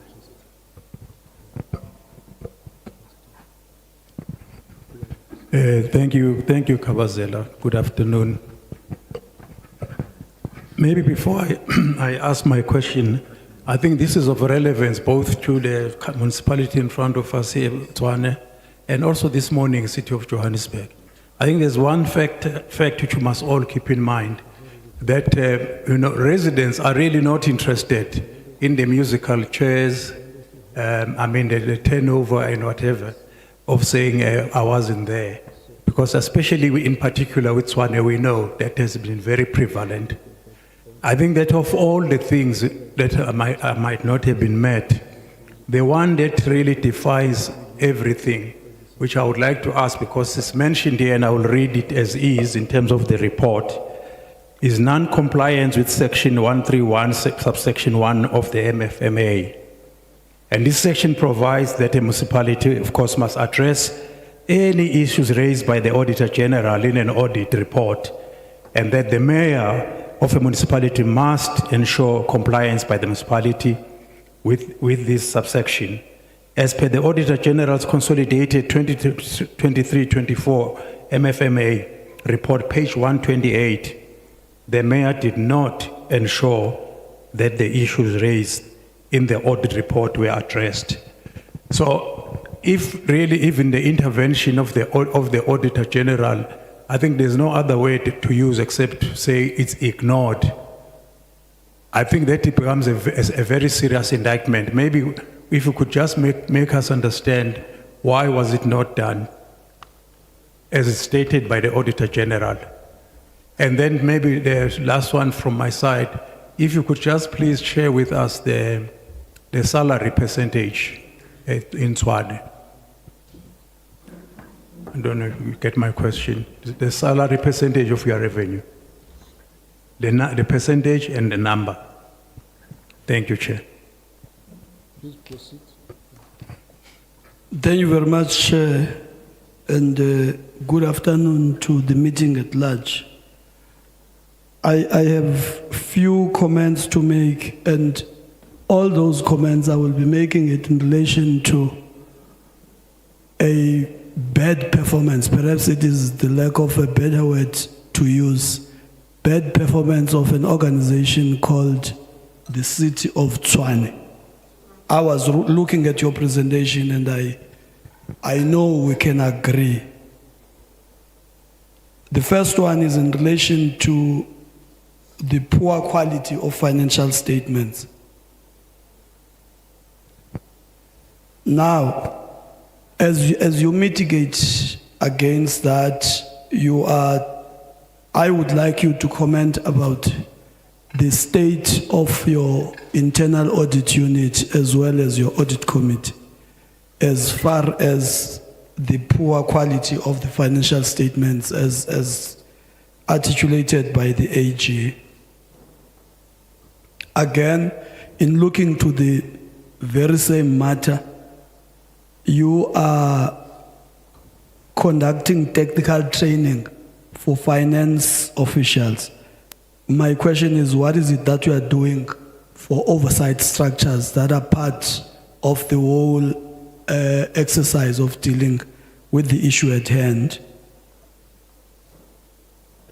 Then there are consultants. The amount of money was articulated in the meeting. It's also in the report, which is in the region of 5 million. Then my question is that, do you have a target to do away with the consultants? Because the assumption is that there is a capacity that is lacking, but we still have that bad picture that has been outlined there. When are you intending to eliminate the consultants? Then on slide 27, when you talk about the issue of the consequence management, you have a line there that says you are going to ensure that competent employees with high standards of integrity are appointed. That's coded. Can you decode it? What is it that you are trying to say about the current employees that you have, if you have that intention in order to deal with the bad situation? Then the last one, because others have been asked, I was listening to when the accounting officer was employed. It goes back to 2022, that's 2025. It's almost 3 years in a 5-year contract, I assume. And my question would be, from the point of view of the accounting officer, where would you say you have either stagnated or regressed when looking at, because we might be looking to the audit process, but we are not for the management of the audit except for creating an administrative situation where you are going to say it's a well-oiled machine. Now, when you have been there, I may not be sure even if that predates the time you went there. Perhaps you might have been an administrator before you were recruited, but it doesn't matter. Starting from the 2022 to now, it's almost 3 years, and where can you be able to say, when you do your own assessment as an accounting officer, you didn't progress in relation to putting into a well-oiled administrative machine for the organization? Thank you very much, Chair. Can we do responses? We'll do response and come back. Thank you, honorable members. I think let's just repeat on the matter of the Deputy Executive Mayor's investigation into the allegations that were submitted regarding the security companies and whether that happened, whether there's a conflict of interest. I did refer that to appoint the investigator or the investigating company. The city manager confirms that the investigation has been delivered to his office. I haven't seen it. That's why I was saying once we process it, we can make that available if that's what is required. That was the response on that one. The second one, yes, definitely we can easily forward the list of those national departments, honorable member. We're not raising this for the first time. It's well known, even the Premier had assisted us to escalate, but we'll definitely make the list available. In terms of the vacancy rate, currently it is at 39%. The acting CFO did give the breakdown in terms of how much of that is at water, for instance, or electricity, especially the service delivery departments. In terms of Region 1 includes the Mawiga area, so Mabopane, Winterfeld, Garankuwa, the entire Soshanguve, the towns or CBDs like Roslyn and Acacia.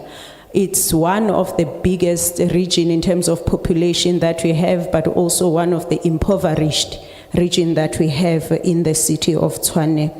Then the issue of non-compliance with 131, Honorable Member, of course, we understand that no one is interested to say I was in here because then what's the alternative?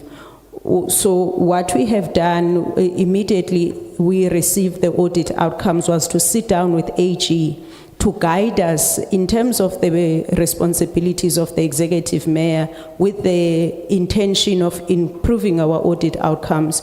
How do we lead, to get there? Hence, we then had to establish the executive audit tracking committee with the consequence management, with the REPCO committee that are all chaired by the executive mayor, so that we can take stock of all the elements that will lead into the improvement. So that's what has happened in terms of, in the role of the executive mayor, there hasn't been a negligence in terms of that legislated responsibility. In terms of the, no, I think the others, the colleagues can help, honorable members. Chairperson, the issue around compliance with Section 131,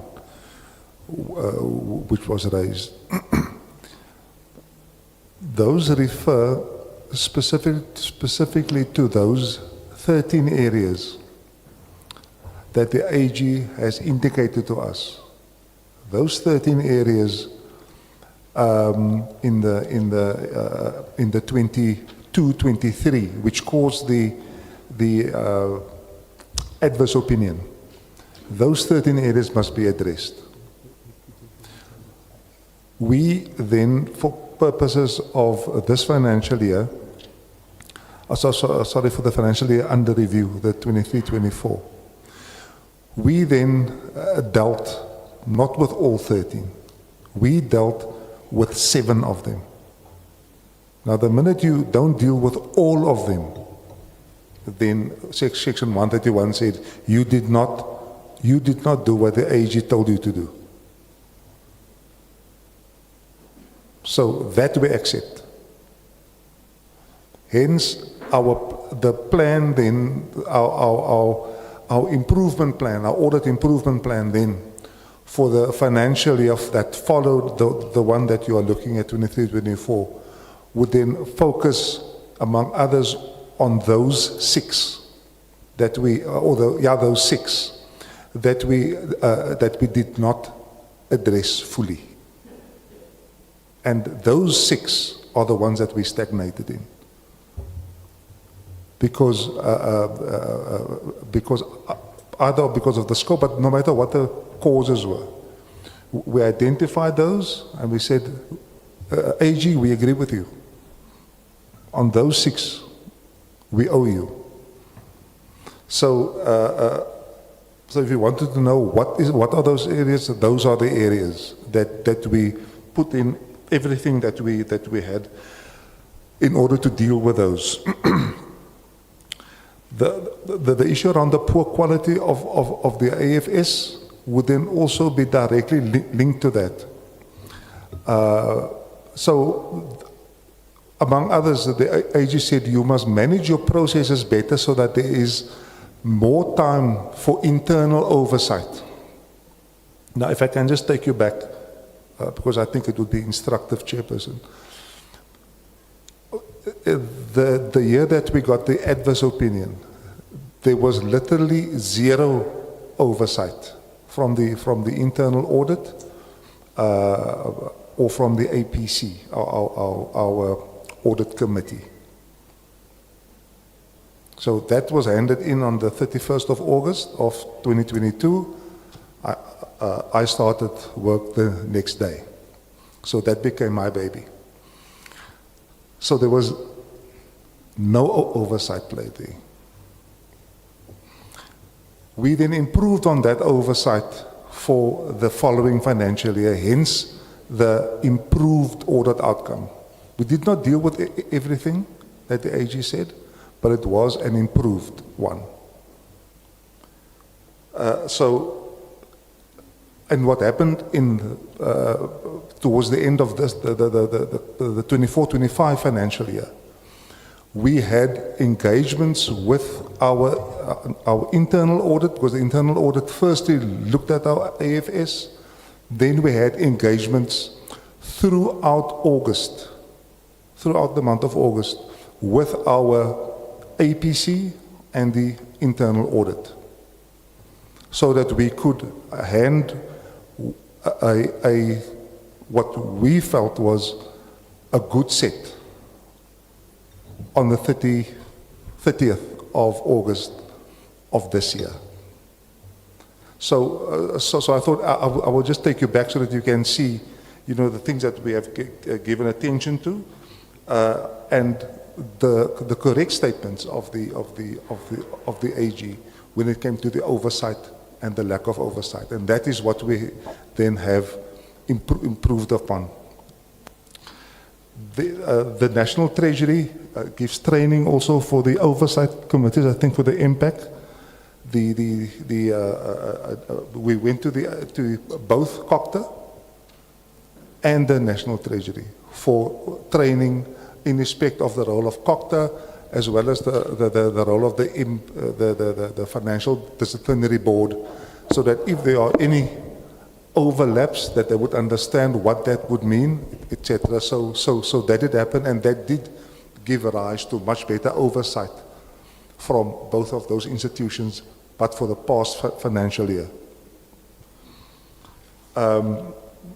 My colleague will deal with the consultants. What did we mean with the consequence management, that we want to get people that are higher quality staff? I think that was the term that was used. When we investigate these matters, then you would see that in a particular value chain, colleagues are not capable of managing processes. They can't see something through or identify what is the value chain that I must manage in order that I can sign off and take it further. And the next person asks the same question. What is the value chain? Was the value chain complied with? So when we recruit people, especially where I sit in, then we want to know those things. Explain to me what is a value chain of a process that will allow you to sign off. Who should have had oversight? Who gave guidance? Which legislation would you have followed? Which policy directives would you have followed? Because often those things were absent, and that is where the maladministration would then slip in, because somebody has just signed off and handed it over, and the following person never bothered, accepted the signature, and said everything is fine. That is the problem.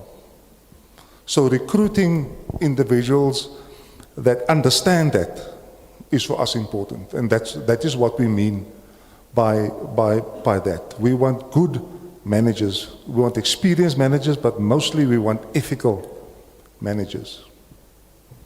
That's what we mean by that. Okay, thank you very much, Chairperson. The last bit. The real issue for us is that you're generating a huge revenue. By all standards of municipalities, you are not a poor municipality. How do you end up with people with inadequate skills profile when you knew you needed them, and then you have to get outsiders? When you got your own money, you could have hired anyone from the moon without a problem. So that's the question. The question is not whether we don't know what you use the consultants for. We know what you use them for. We don't agree you should have. What we are saying is that by the time you did you started using the consultant, you should have had your own internal capacity that made it unnecessary to employ. So if you understand that's our point of view, the explanation does not necessarily take us there. The issue is, it's a firm line where we are that says we cannot understand a metro council that fails to employ someone on the basis of a skill, but they're right at the center of the economic hub of the country. So if you wanted anybody, very few people will not want to come and move to live in Tshwane. There's enough money in the kitty, you can employ those people. So why did we get to go private? So we don't need a further explanation. We are saying, we're noting that at this point, you should be having a plan to get your own and get rid of the external consultant. That's the message. Before we proceed, there's been a little bit of a mixing of our wires now. So can I just ask you to clear a few issues? We're dealing with the issue of water leaks. Now, the member here just want us to repeat the numbers because we need to know where you remember I actually asked you the same question. So we just want to know where we are with the numbers. So give us that. And then, Mayor, you will come back to this issue that I asked the gentleman not to take forward in the way. What was your answer on the appointment of all these senior managers? What was your answer? We still have the MEC who's going to respond to that issue. But as members here, we mustn't have two things because too many things have now been said. We want to know the last issue. What was your answer? Okay, let's start with the water. Water and electricity leaks. Sure. Percentages. Okay, Chair, let me explain the confusion. I spoke about two factors on water losses. The first one, I spoke about over-abstraction in Region 1. If I may simplify it, Rand Water gives us license requirements and volumes of water that we should abstract from their system. Ordinarily, we should not exceed the percentage that they've given to us.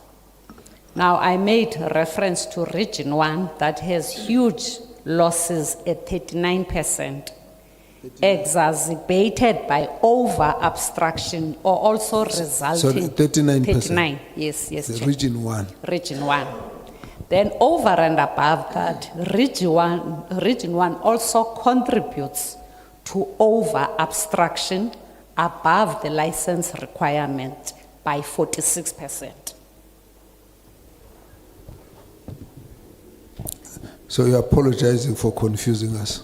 No, I didn't, but maybe I did not explain quite explicitly. I apologize, Chair. Let's go for the electricity. No, electricity, I don't think there was a confusion, but I said the total losses, it's 17%. But it is acceptable that anything between 10% will be distribution losses, which is as a result of the network, and we don't have control. Which means that now our target, we must make sure that we are below 10%. Yes, but don't say it's acceptable. AG said it's 10% and we can't now accept something more. Exactly, Chair, you are 100% correct. Hence, I'm saying that we need to focus on that extra 7% that we're losing and make sure that we bring it below 10%. Okay, it sounded like you want it's acceptable to have 17% loss. No, it's not, never, Chair. Okay. 10% we can explain, but anything above we really need to deal with. You see, I wasn't the only one who had you that way. All right. So that's fine. 17% is what your losses are. Yes. The average acceptable is 10. Yes. So we have to move from 17 to 10. Exactly. So we're now together. That's our Now, intention. The 39% was your... Water losses, yes. which is highly unacceptable as well. Okay, that's fine. Now, let's deal with the next question. Thank you, Chair. So let me just reiterate in terms of the story with regard to the irregular appointments. So in February 2025, we appointed what is commonly known deputy city manager, even though we use a different title, Section 56 manager. Once we got the council resolution, we wrote to the MEC with all the relevant documentation to say this is the council resolution with regard to the appointment. In May, we appointed a governance and support officer, which is another deputy city manager. While we were doing this process, there was a letter that came from the Minister of COCTA to Ekurhuleni, alerting the municipality about the irregular composition of the panel, to a point where when we were processing the GSO process, we started with 2 councillors, but we ended up with 1 on the panel because of that letter that was circulating. On the 2nd of June, the MEC responded to us and say, I've got your report on the appointment of the management support officer. I want to tell you that this is an irregular appointment because in your composition, you've got 2 councillors. So yes, 2 councillors. If you don't withdraw, in fact, you must withdraw the resolution. Failure to do so, I will obviously take necessary steps.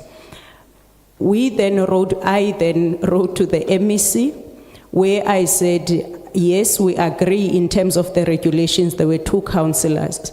However, this is the trend that has been happening in Tshwane and all these other Section 56 managers. That's the first one. The second one was then to say, the legislation says you must also tell us within 30 days, 14 days, my apologies, of receiving our correspondence. And COCTA has not come back to us within the prescribed time frame. That was what was contained in the letter that we referred back, or I sent to the MEC. Subsequent to that, we then said, no, but let's also check the city manager's composition, only to find it's the same trend, where it was never 1 councillor that was part of the panel. After we escalated, we went to meet with the MEC because he also wanted to ask certain questions from us, which some of them you are alluding to. Was there an investigation? And we met with the MEC.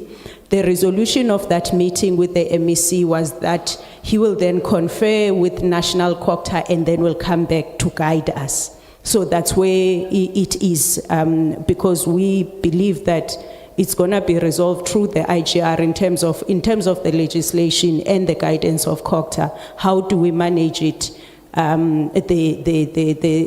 the irregularities that were identified. So that's the story of the irregular appointments, Chair. So was there a report anyway? No, there was no report other than the letter that came from the MEC, and we responded to the MEC. The letter. Okay. You make a note of it, MEC, at some point you're going to just deal with it. Because we still want the report. Okay.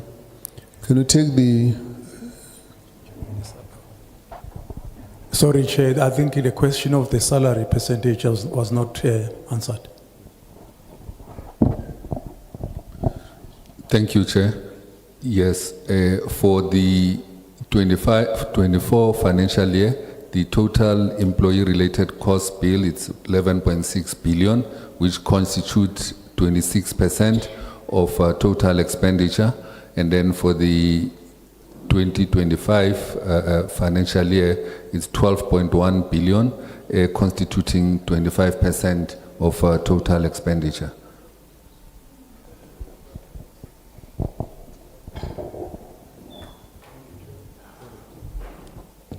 There's one I think we skipped. Please give us, just redo the question, please.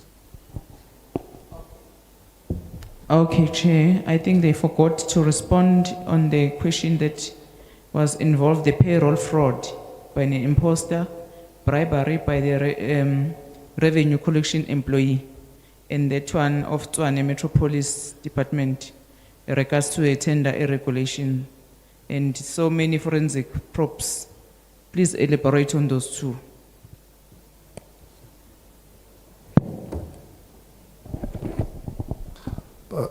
Chair, the payroll matter was in fact a material irregularity. And I think to make a long story short, I can make that report available to the committee because we have dealt with that one. I think there was about 53 million, but I don't have the report in front of me, and I certainly do not want to mislead anyone. So that particular report can be made available to you, as well as the other one that you have referred to. We have it on record. It can come to you. Chairperson, with your permission. Okay, that's fine. Let's take the next questions. Thank you, Chair. I would like to know what percentage of your total budget do you spend on infrastructure maintenance? And then, I'm sorry, but I want to go back to Hammanskraal, because we do need additional info, as this is such a long-standing problem. Back at the end of 2023, a delegation of the NCOP, of which I was part of, got exactly the same answers and explanations that we've got today. And the public out there, and specifically the residents who is dealing with this problem, and we sitting in this committee, still don't know what are the core reasons for the delay. Is it a lack of infrastructure, old infrastructure, technical, whatever? Because nobody knows. It's always just saying a promise and a date. There is an opinion that the situation will not be solved, no matter how many stopgates you put in, like Klipdrift, water treatment plant, or water tankers, as the real solution would be to refurbish the Rooiwal water treatment plant, because it cannot clean the sewage to a satisfactory point or level, and therefore you won't have clean water. So what I ask is, can you please give us the core problem for the delay, and what are you going to do to fix it, and by when will it be resolved? And then the last question, sir, Chair. And in 2024, the city initiated a process to blacklist Blackheat Consulting and its joint venture, the company that belonged to Edwin Sodi. Blackheat was awarded a tender for the first phase of the upgrade of Rooiwal wastewater treatment plant, but a forensic report found that the JV lacked the construction industry grading to do the job. Currently, 5 senior officials have been suspended and are in the Labour Court. What is the hold up with the blacklisting process? Thank you. Thank you, Chair. I want to just quickly circle back to what is going on with the regular appointments. And it's become very clear that the ANC and the EFF attacked the validity of Mr. Johanna Metler, who is the city manager at the moment, and his appointment in 2022. There's no legal basis for this. Their attacks on Metler has undermined his authority. I wanted to find out, Mayor, from you what your position is, because you've been very quiet. You've been giving us technical sort of answers, but I want to know what your position on this is. And then on... Sorry, just repeat the question. So, at the moment, there's the irregular or supposed irregular appointments of some managers, and then they wanted to sort of bench it to the city manager to see whatever. But it's been very clear that the EFF and the ANC itself has been wanting to get rid of Mr. Metler. It's in the media, there's reports, we can share it with you. But the mayor has been very quiet on that specifically, and I wanted her opinion, what she wanted, because she's been giving technical responses, and I want to get her opinion on this. Then on the repayment of irregular salary payments to senior officials. The mayor recently agreed to pay 270,000 rand received as an irregular payment. She's one of the 78 received such a payment in 2019-20. The payments were recouped from 62 of the officials, and an additional 4 have concluded repayment agreements. The Mayor Moya was one of the holdouts. What is the size of her agreed monthly repayment, and has she actually signed an agreement? Thank you, Chair. Can I continue? Thank you for the opportunity, Chair. Chair, my questions are, like my colleagues, precise, concise, to the point. Okay? So that way we expect to get to the point, comprehensive answers. The first one is I'd like to understand, is the municipality still billing for the cleansing levy based on what the court had pronounced? If yes, perhaps you would explain why. Then I'd like to understand, are there any current lifestyle audits that are transpiring within your office, Mayor, and across the other departmental heads' offices? Are there any lifestyle audits transpiring? Okay, got it. Then I'd also like to understand, based on that question, if there are any forensic investigations that are currently taking place in the municipality, and how do you envisage a timeline based on those, if there are any? And then finally, Chairperson, I'd like to understand from you, City Manager, together with Mayor, when last did the municipality conduct an audit on ghost employees? If there are, please tell us and inform us. And if there are not taking place, then also, can you just put the cards on the table? Chair, I'm grateful for the opportunity. Thank you. Yeah. Thank you very much, Chair. Just two reasonably simple questions. One is, do you have any councillors that actually owe rates and taxes to the municipality? And if so, what are you doing to get that back? And if there are, how much are you owed by councillors' outstanding debt? And then the second one was, I know we've spoken a little bit about unauthorized and irregular expenditure, and I think it was mentioned that you were getting a handle on about 2 or 3 billion rands worth of it. But if I look at the progress over the last, since 2019, 2020, where it was sitting at 6.5 billion, which in itself is a huge amount of money, and it's ballooned to 15.4 billion in this last financial year.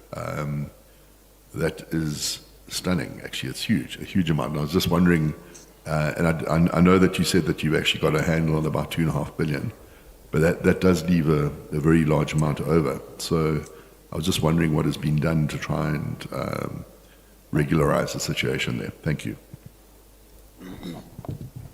No, that's fine. Let's hold. We'll deal with these.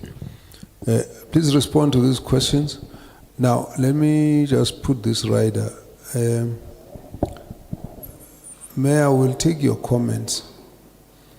I'm a little uncomfortable with the angle of the question, Honorable Fansay.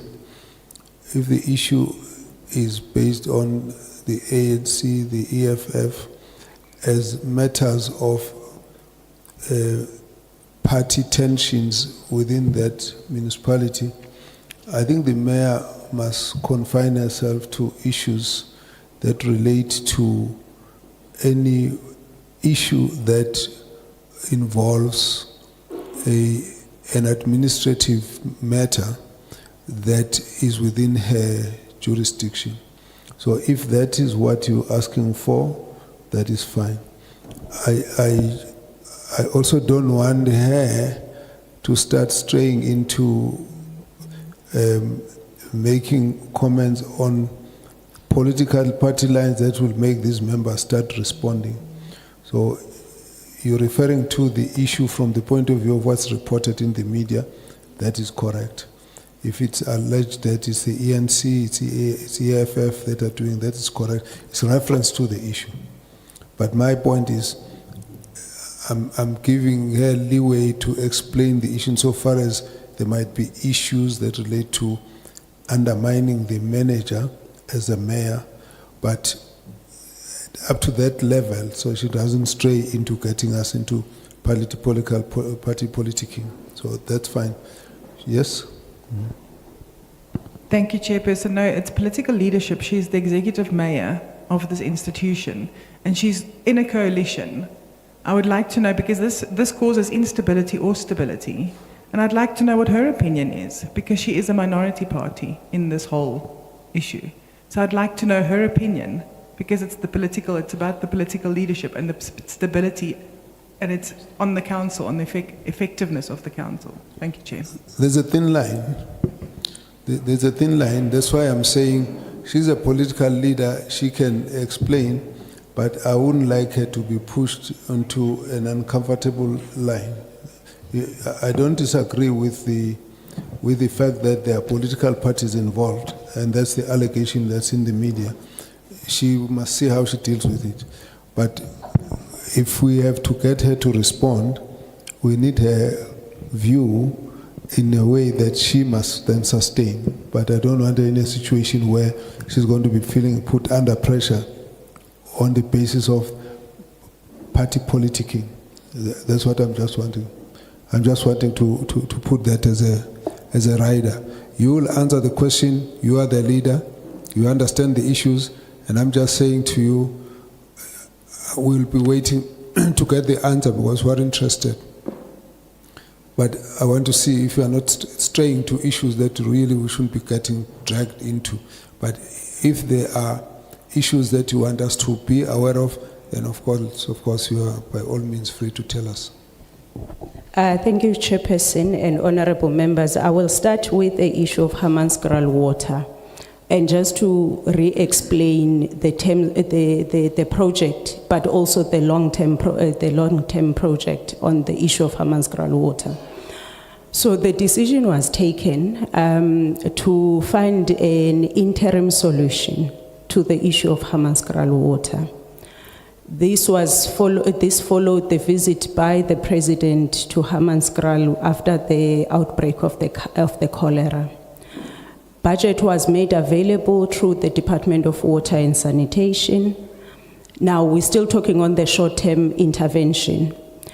April 2024, the then Minister Senzo Mchunu launched the project. At the time of launching the project, there were 4 phases which were divided in terms of the areas.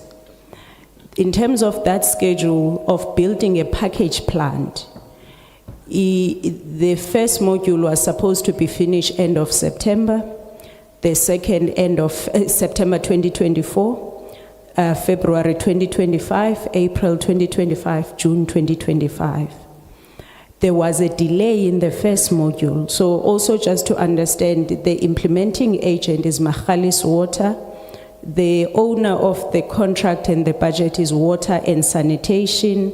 As the City of Tshwane, we are responsible for reticulation. The delays the first time, it was all technical, Honorable Member Laposkachni. It included issues like the rock that they encountered. They were supposed to start with module 1, and because they encountered the rock, they had to start with module 4. That was the first one. While we were monitoring that, there was a fire in Ekurhuleni that delayed the mechanical work that is done, electronic work that is done. It pushed it that we launched the project in January instead of September. Then the schedule had to be revised from what was supposed to be February 2024, it was supposed to be April. That April was further moved to June. And I don't want to render engineering opinions, but the responses that we get is either the technical or the scope of the project was big or not anticipated. And this is what I'm saying. These are the responses that we've been getting from Khalis Water as we have been monitoring the project. End of June, with the Minister of Water and Sanitation, we went to Hammanskraal and we said the commissioning of Module 2 is completed. What us as the city had to say, how long will it take to purify the water so that it's clean and drinkable? We then said it will take 2 to 3 weeks. Only to realize Khalis Water doesn't have the necessary volumes of water, because what was promised was delivery of 12.5 megaliters. When we were launching, the subsequent deadline was that on the 3rd of August, we will go back to commission the 3rd module, and the last module will be September. Where we are the past few weeks, honorable members, there's a lot of work that Khalis has been doing in Hammanskraal. The first one was to supply water through a bypass, Boss Plus line. And obviously that came with its own limitations because the capacity is not what the community of Hammanskraal were used to. And we only getting updates this morning where the residents themselves are saying the water is clean, and we saying please don't drink the water until we confirm. But COO will be able to then say what are the core infrastructure or technical reasons for the delay. But in terms of the reports that we've been engaging with, I can confirm there have been significant delays in terms of the Cooperative package plant. It's something that all the leaders in all the different spheres are aware of, have been working with the Khalis in trying to resolve and trying to expedite. And it's not an issue of we have run out of budget. No, it's not issues like that. It's technical issues and infrastructure related issues. But in terms of, you are correct, the issue of Hammanskraal water will not be resolved by the package plant. That is supposed to be an interim intervention. And an intervention is the first of its kind in South Africa. So without making excuses about the complications of the project, but building a package plant of that size is the first of its kind in South Africa. Now we do have the refurbishments that are supposed to happen at the Rooiwal because that's where the solution lies. Phase 1A and Phase 1B that started is supposed to run through these 18 months, or is it 18 months? 36 months, sorry. The project is now, we've entered the last financial year with a budget allocated 450 million. The expenditure, the COO can update on the expenditure side. But Phase 1A, so Phase 1 is focusing on the quality, improving the effluent being discharged from the plant. You would understand that the issue of Hammanskraal water doesn't only affect Hammanskraal, but also the farmers in the Rooiwal community. So there's been a lot of concerns about, and we've worked very well with those farmers insofar as keeping them updated about the progress there. So the project was in 2 phases. Phase 1A, which largely included completing the work that was started by Blackhead. And that process was finished in February, Phase 1A. We then moved timelines. We were supposed to start 1B in September, but we were able to move it up to March 2025. We are on track in terms of Phase 1. And by June 2026, that project, the Phase 1, should be completed. And I must say, our fear on both projects was the issue of construction mafia or unrest. And I can confirm that these are 2 projects that after, I think the social facilitation was well handled, that we don't have those issues. Whenever we have issues, it's issues that are technical or infrastructure related. And also in terms of the budget, both projects, they haven't had issues where we run out of budget or we overspend. The 5 officials are still on suspension while we wait for Labour Court to give us the dates. There was an order that came from the bargaining council, but the accounting officer can just explain the decisions that were taken, but I can confirm that the 5 officials are still on suspension. In response to my opinion, I don't think my opinion matters. What matters is the legislation here.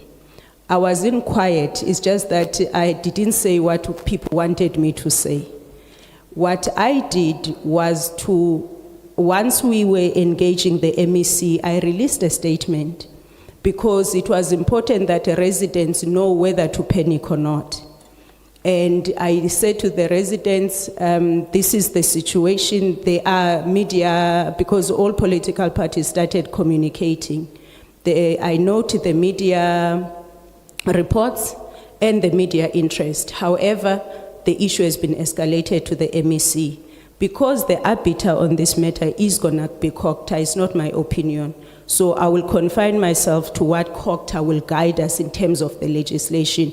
I didn't keep quiet, it's just that maybe I didn't say what people expected of me to say. The issue of the irregular salary increase, when you are asked about yourself, Chair, you incline to defend yourself, so I'll ask City Manager to just talk us through the issue of the 78 employees, and if necessary, I can talk about myself if that's still required, but I think it's best that he deals with that issue. Then the other issue that I want to cover, no, I think I will leave it here and then leave other colleagues. I think, Speaker, the issue of the councillors that are owing. You done on your side? Okay.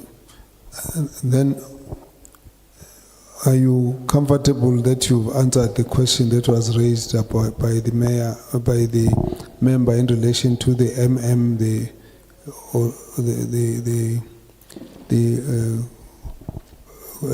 reference to media reports with ANC EFF? Yes, I did respond, Chair. Okay, just hold on. Are you comfortable? All right, we'll leave it then. Okay. We're not discussing EFF, Madam. We're discussing the mayor and the and the reports of the media. No, you can't be ready. Thank you, Chair. Let me start by saying when we came in last October, there was a statement that was released that the Speaker is blocking the work of the Section 79 committees. And at that time, we didn't have even chairpersons of Section 79 as we were starting a new administration. So it was referred to us as blocking the work of Section 79.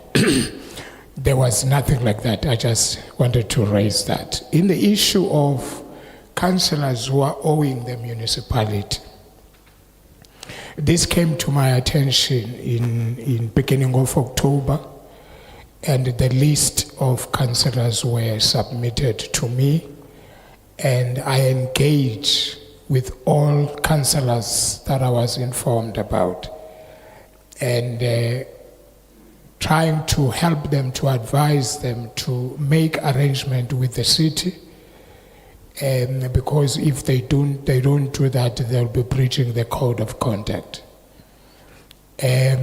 We agreed with the councillors that they must proceed to do arrangement, and we invited, because I wanted to make sure that they do it, we invited the Department of Finance to ensure that the councillors do make arrangements with the city, because we are not promoting councillors not to pay services. And indeed, arrangements were done. And unfortunately, some of the councillors, they didn't meet their agreements with the city.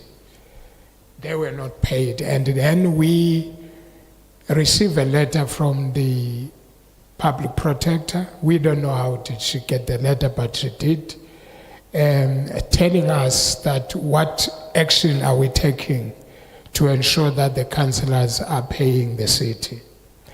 Then we engage again with the Department of Finance, with the councillors, with the political parties as well, to say what is the better solution to this. And the agreement came in and it says there must be a 10% that will be deducted from councillors, from their salaries, until they finish the money that they are owing the municipality. And some of the councillors, they said, no, 10% will be minimum. I want to go more. Some said, take 30% because I want to finish. And some say, take 50% because we want to finish. Then we said, but the law says, let's take 10% from you. But if you are committing yourselves to pay 50% because you know that 2026 is around the corner, you are not sure if you'll be a councillor by then. So those councillors who were owing the municipality, they've paid their account.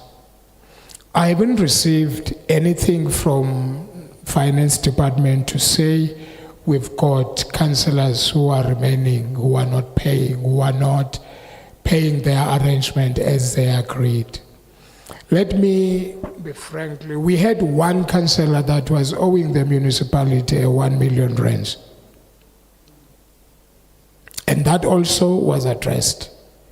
As I'm saying, as I'm sitting here, I don't have yet a report from the Department of Finance to tell me about that councillor. But I will engage to get the information if there are new arrangements that the councillor has done or there is any action that was taken by the Department of Finance. Because for me, it was for me to be informed and look at the possibilities of the breach of code of conduct. So that was my engagement, that was the action that I took. As far as I know, all councillors, they've paid, because some of them, they came crying to say, hey, I thought 50% will be easier, but 50% is not easy, even 30% is not easy, but they still committed to pay. So all the report that I'm waiting for, it's on the councillor that is owing the 1 million rands. Thank you, Chair.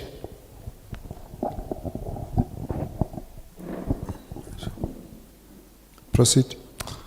Thank you, Chairperson. Chairperson, on the blacklisting of Blackhead and others, we started the process quite a while ago, but we ran into procedural issues.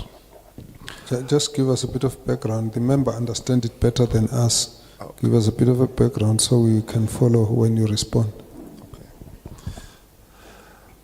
With a company, Blackhead, there were two other companies that were part of the Rooiwal construction tender. They were the consultants. And then there were two other companies, JCS, and there was one other.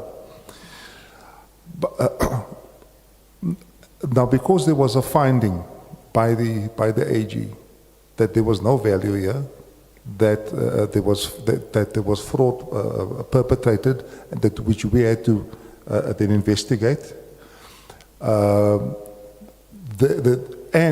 Because that project came to a standstill, so there was nothing going on, and the project was then cancelled. So clearly there had to be consequences with regards to the consultants and contractors that were appointed. So part of that was that because they breached contract, they had to be blacklisted.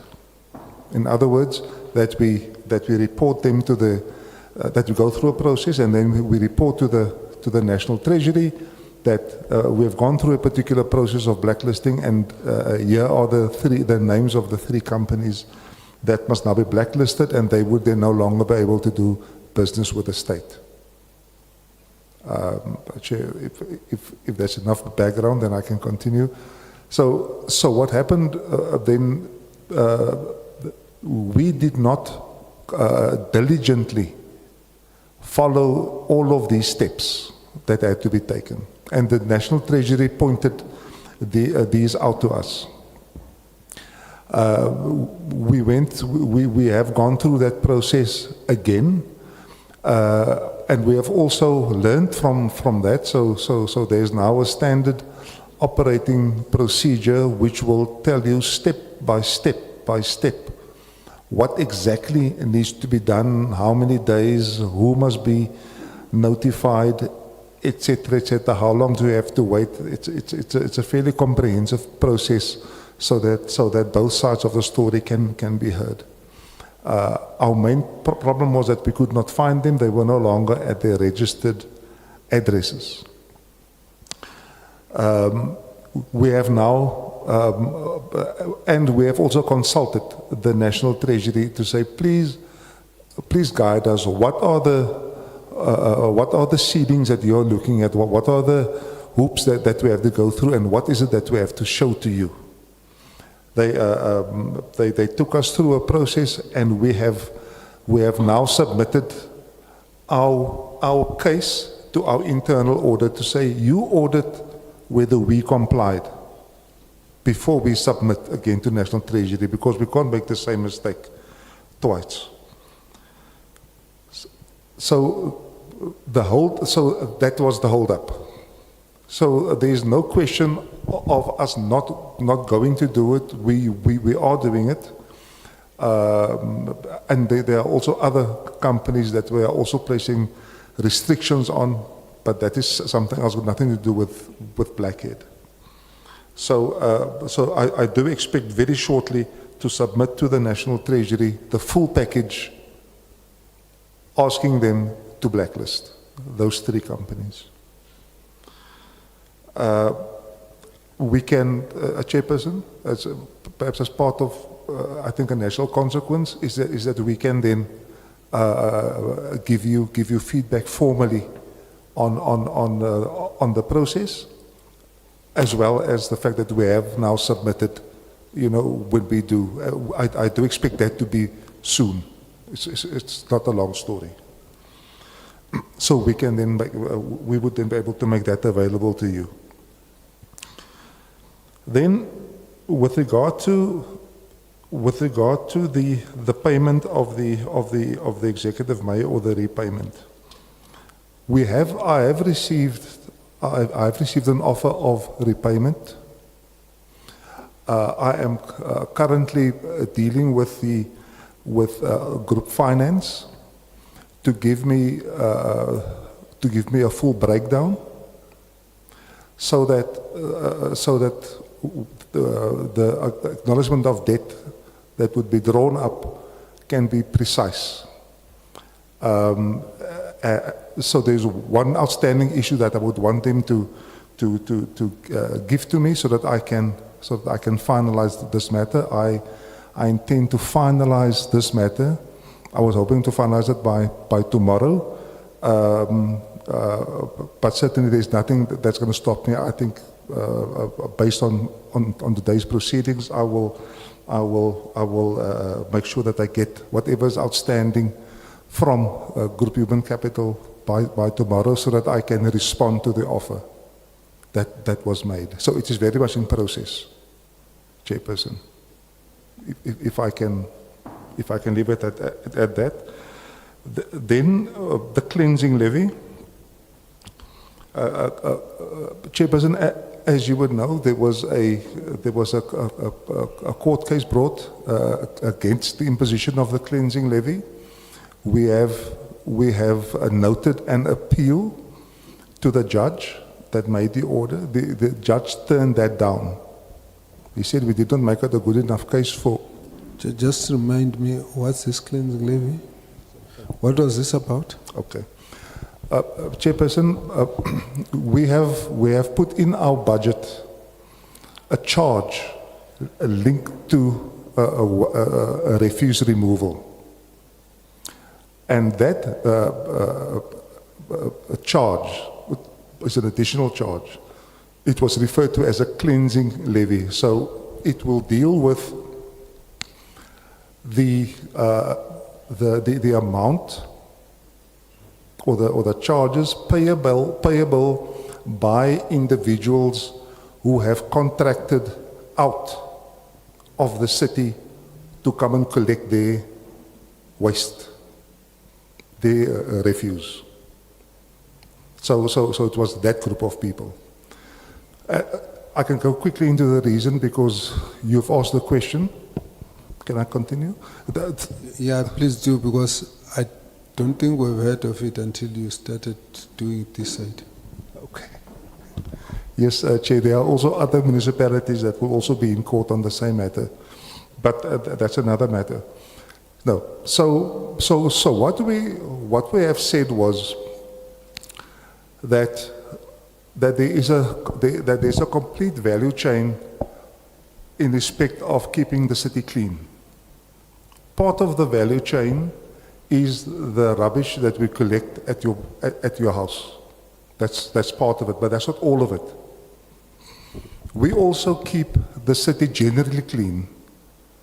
In other words, we collect, we sweep the roads, the parks, we clean out. So all of the common areas where nobody pays, we also clean that. That's part of refuse collection. We then also manage and maintain the landfill sites. That is part of the value chain. We have equipment, etc., that must be maintained. That is part of the value chain. Now, our argument is just because somebody opts to step out of the value chain as far as the rubbish at their business or at their residence is concerned, does not mean the rest of the value chain does not work to the advantage of that very same person. Because we do not leave their bit of rubbish along the road because they opted out. That is the logic behind it. So when somebody opts out, they then do not pay to the municipality. How do you know who's out, who's not? Everyone just gets charged the same thing. What is the difference here? Though we have a list of people who have opted out. The chairperson, they top it up. That opt out of the service. Okay, but when you charge people, you separate that this is for refuse, this is for water, this is. Okay, that's fine. That is correct. That's correct. Yes. Okay. Yeah, that's exactly correct. And what the normal people would pay is for the entire value chain. Anyway, so we have, in fact, just tomorrow we are engaging again with with council to evaluate whether we should appeal further. That's tomorrow. Of course, we act on advice. We do not take this matter lightly. It's a very serious matter. So we'll have that engagement and then we'll see what to do. But we have a time period, and I want to... No, I want to stop you. Honourable Member, let me just check, Fancy. This explanation, has it covered your area of interest? Because I can see the MM is quite passionate, so it's going to take us very far. But I want to know, I want your level of saturation and satisfaction. Are we done? He can pass. Okay, Please thank pass. You. Thank you very much. But I'm quite willing to chat with you afterwards. Then, the issue around the lifestyle audits. Lifestyle audits are currently being done, but they are not by us. They are as a result of the Rooiwal case. There are a number of lifestyle audits that the SIU is engaging in. Of course, we will also pay for it because that's how the SIU works. They investigate and you pay. So that's the one thing that is happening. We have also worked into our HR policy, the right that we have as administration to launch lifestyle audits. And when there is a reason for us to do that, we will do that. It is fairly expensive, so it's not something that we will do lightly. But there are currently such lifestyle audits on the go.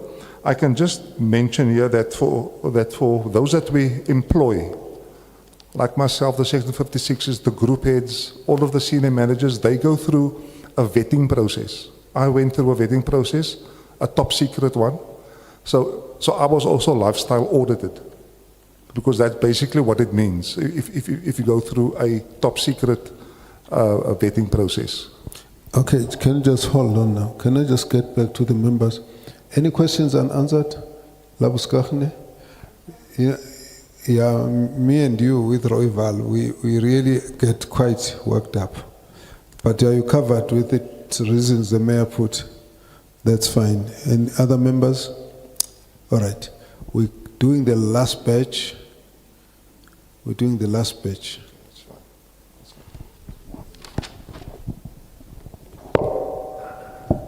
Yeah, no, thank you very much, Chair, for the opportunity.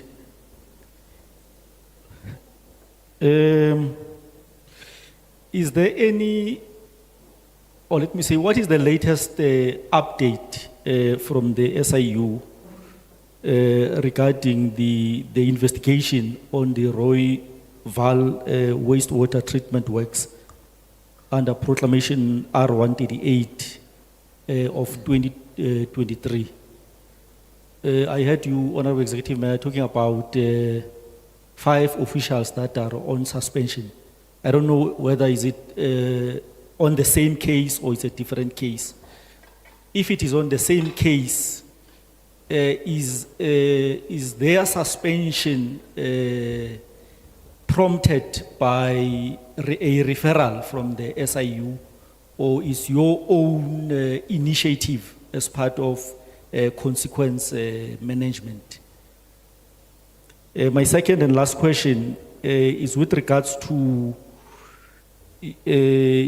your payment agreement, your signed payment agreement with ISCOM. Since you signed that particular agreement with ISCOM, have you managed to honor the agreement thus far by making sure that you make monthly payments? Thanks, Chair. Thank you, Chair. What's the outcome or progress on the CCTV project? Does the city have a functional disciplinary board? Why was the audit committee's terms of reference limited to only financial? And is there any plan to review that decision? And what are the reasons for non-implementation of the Treasury's consequence management and accountability framework? Thank you. No, thank you. Chair, I'd like to discuss something with regards to the IGR. In terms of Chapter 3 of the Constitution of the Republic of South Africa and the Intergovernmental Relations Framework Act number 13 of 2005, municipalities are required to participate in intergovernmental structures that promote coordination and alignment of planning, budgeting, and service delivery across spheres of government? Can the leadership of the city provide a report on the functionality of your intergovernmental relations structure, including whether the city has established a functional municipal intergovernmental forum, MIF, as contemplated in Section 24 of the Intergovernmental Relations Framework Act, the frequency of meetings held in the past year, and evidence of decisions or outcomes from these forums that have resulted in improved coordination, funding alignment, and shared service delivery. Chair, given the city's fiscal challenges, how has the IGR forum, if you have one or not, but been used to escalate urgent financial concerns to provincial and national government for coordinated support or intervention? Chair, in light of the Premier's recent confirmation, and he spoke extensively this morning about intergovernmental relations, in light of the recent confirmation that province has a real-time system to monitor land invasions and your earlier submissions regarding illegal occupation of informal settlements, including by undocumented foreign nationals, can the leadership of the Metro explain how the City of Tshwane is collaborating with the Gauteng provincial government through intergovernmental mechanisms to respond to land invasions and illegal occupation of municipal and state land? Whether the city is integrated into the provincial land invasion tracking system mentioned by the Premier, and if so, what role does the Metro play in enforcement, intelligence sharing, and response? What specific joint operations, if any, have taken place in the past 12 months to address illegal land occupation, and what have been the outcomes? The last question was with regards to your collaboration, and that is the Premier of Gauteng has recently launched and operationalized several anti-crime task teams in collaboration with local municipalities, SAPs, and other stakeholders. These task teams are intended to address urban crime, cable theft, extortion syndicates, illegal mining, and related offences. Can the leadership of the city confirm whether the Metro is a member of any of the Gauteng Premier's anti-crime task teams? If yes, which specific teams does the Metro participate in? Illegal mining, land invasion, extortion, or at construction sites? And what role does the city play in these teams? Operational, intelligence gathering, intelligence sharing, logistical support? And what tangible results have been achieved through this collaboration, particularly in high crime zones in Tshwane? Thank you. Please respond. Thank you so much, honorable members. Let me start with the Royval 5. I will answer it partially and then give to the city manager. So what prompted the process was a motion that was submitted to council to investigate what has happened in Royval. This was in 2022, after the previous contractor had basically abandoned the project and left site. The motion didn't carry in council, but with a commitment that the investigation will be done anyway. The investigation was done, recommending a disciplinary process for those 5 employees. So that's what prompted it. But in terms of then what happened in the disciplinary process, I want the accounting officer to take that part. And then the issue of ESCOM, yes, honorable member, it's one of the key priorities for us to keep within the court order, because whatever we agreed with ESCOM, we made it an order of the court.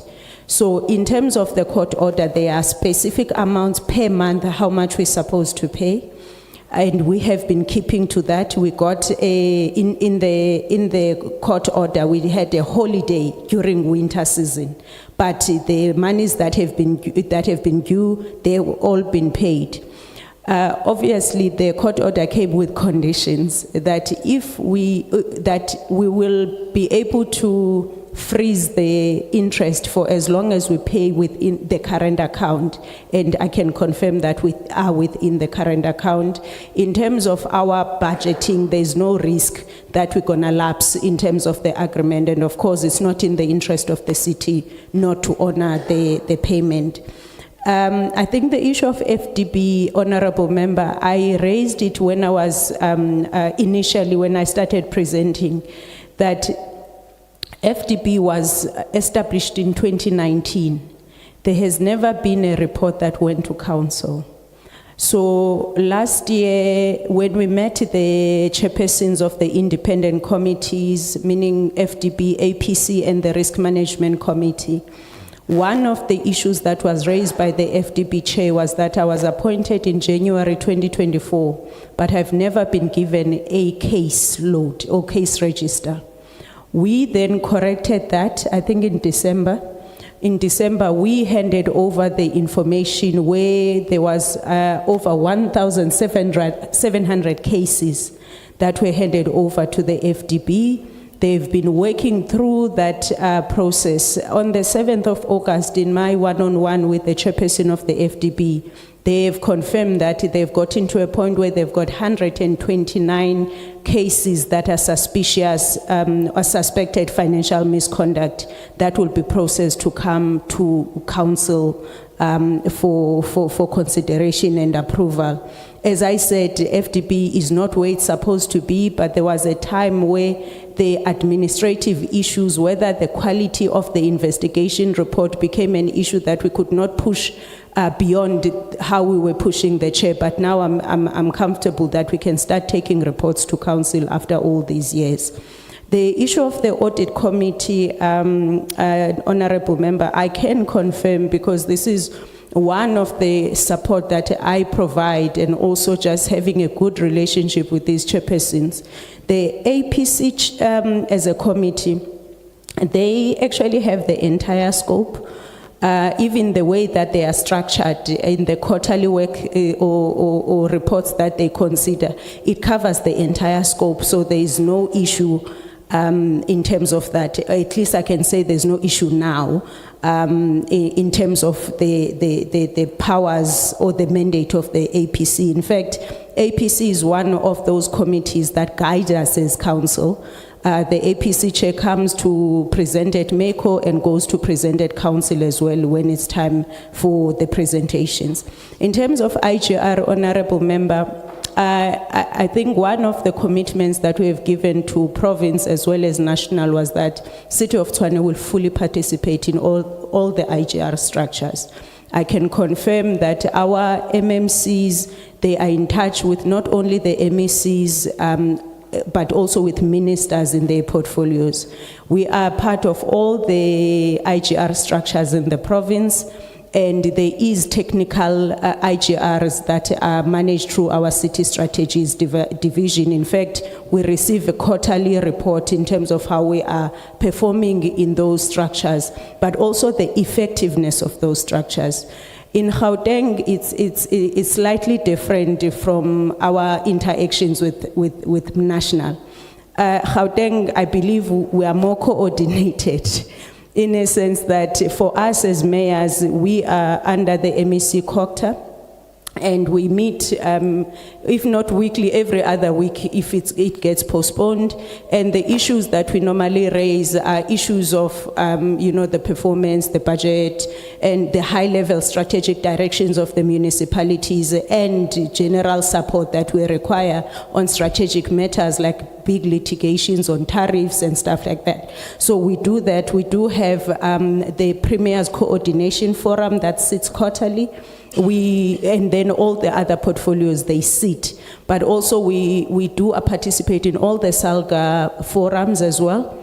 and whenever we are called by a national or portfolio committee, we do attend to those. But when it comes to then the issue of effectiveness of IGR, in Gauteng, our focus is on two main issues. The G13 matters where from SOPA we had to say as City of Tshwane, what is our contribution to that?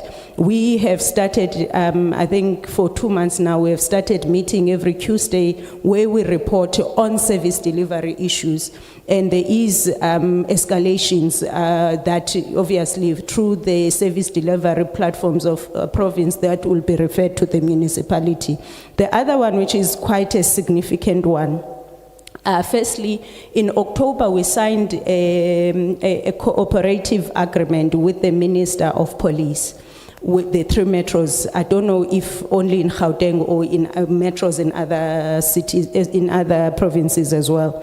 But basically that cooperative agreement was saying between ourselves as metro police as well as SEPs and community safety, we need to club our resources together to fight crime. That was the first agreement we signed as the city in October. A few months down the line, we then had the MOUs that we signed with the province where we said we're going to participate in the security cluster efforts. So we, in fact, in terms of our role as the City of Tshwane, our own Chief of Police, Commissioner Ferro, is actually the coordinator of all other municipalities and our MMC. So we're playing quite a leading role. We've been to all the municipalities in the province. We as Tshwane were the last province to have a coordinated security cluster intervention where all municipalities brought their resources. We went to Soshanguve in the case of City of Tshwane. So I can confirm that we are part of all the efforts that we're working on. We worked together on the G20 preparation, on the U20 preparation that's happening next week. And, but also in terms of our coordination with National Treasury, I think it's quite important because in addition to just have... we round up IGR, I think you've dealt with it. Okay, no, that's fine then, thank you. Okay, Chair, I'll be very quick. On the Rooival, we call them the Rooival 5.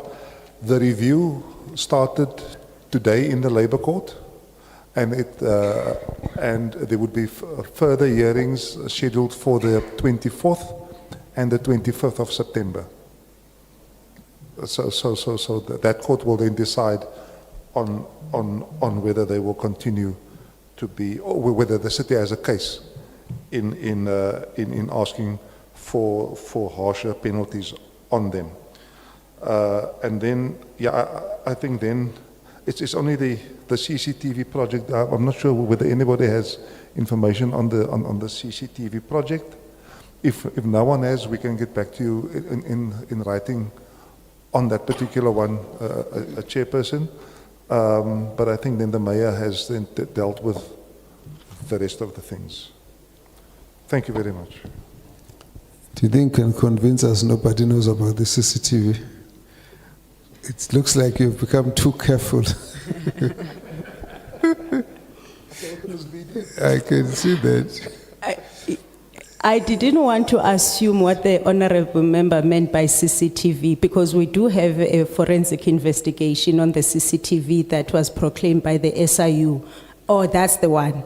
Yes. So we can then get back to in terms of where we are now. But there was a CCTV contract a few years ago, even before 2019, that was investigated, but it was also terminated. So we can provide specific responses, Honorable Member, with your permission, in terms of what happened to that SIU proclamation, because I know that there was progress last year, but with your permission, we can submit it in writing, please. Okay. No, that's fine. That ends it. Well, no, you didn't want to respond. No, I just want us to have a closure of how this matter will be dealt with. Chair, but there is a question that is not answered on SIU. There's a question not answered. All right, that's Yeah. fine. I So don't I'm want to gonna- go back to this because we're going to get a report. That's fine. Yeah, let's deal with the outstanding question. That's Okay, thank you different. very much, Chair. So on the CCTV question and the No. investigation No, no, and no, no, the, no, no, the Royval on no. SIU, No. No, no. CCTV issue. The mayor said he didn't want to assume things. No. So we will not go into that. There was a blank space when we asked about it. We need a report, written report. We don't refer to that. There's an outstanding question. Let's talk about that. Don't go to CCTV. Thank you. okay? So the SIU proclamation question is we had a meeting with the SIU chair whereby they briefed us on two cases, the Royval and the CCTV. On the Royval, they then advised us that the investigation is expected to be concluded in 2025 November, and that the CCTV, we should expect it next year in 2026. They did not have a specific month. So that is just my addition to that, because the gentleman did ask in terms of what is the latest on the proclamation of the SIU. Thank you very much, Chair. All right, let's leave it. That's fine. We'll still wait for the written report. Obviously, the Royval thing, we will obviously need a lot more information, so we'll come to that. Honorable members, we have come to the conclusion of our interaction. So I want to thank the Tshwane team for the information and for the engagement. And we have a number of issues which we'd like to deal with. So I'm going to ask, before we proceed, to give the opportunity to the MEC to comment on any of the issues that you might wish to deal with, and then we will give a summary of this discussion.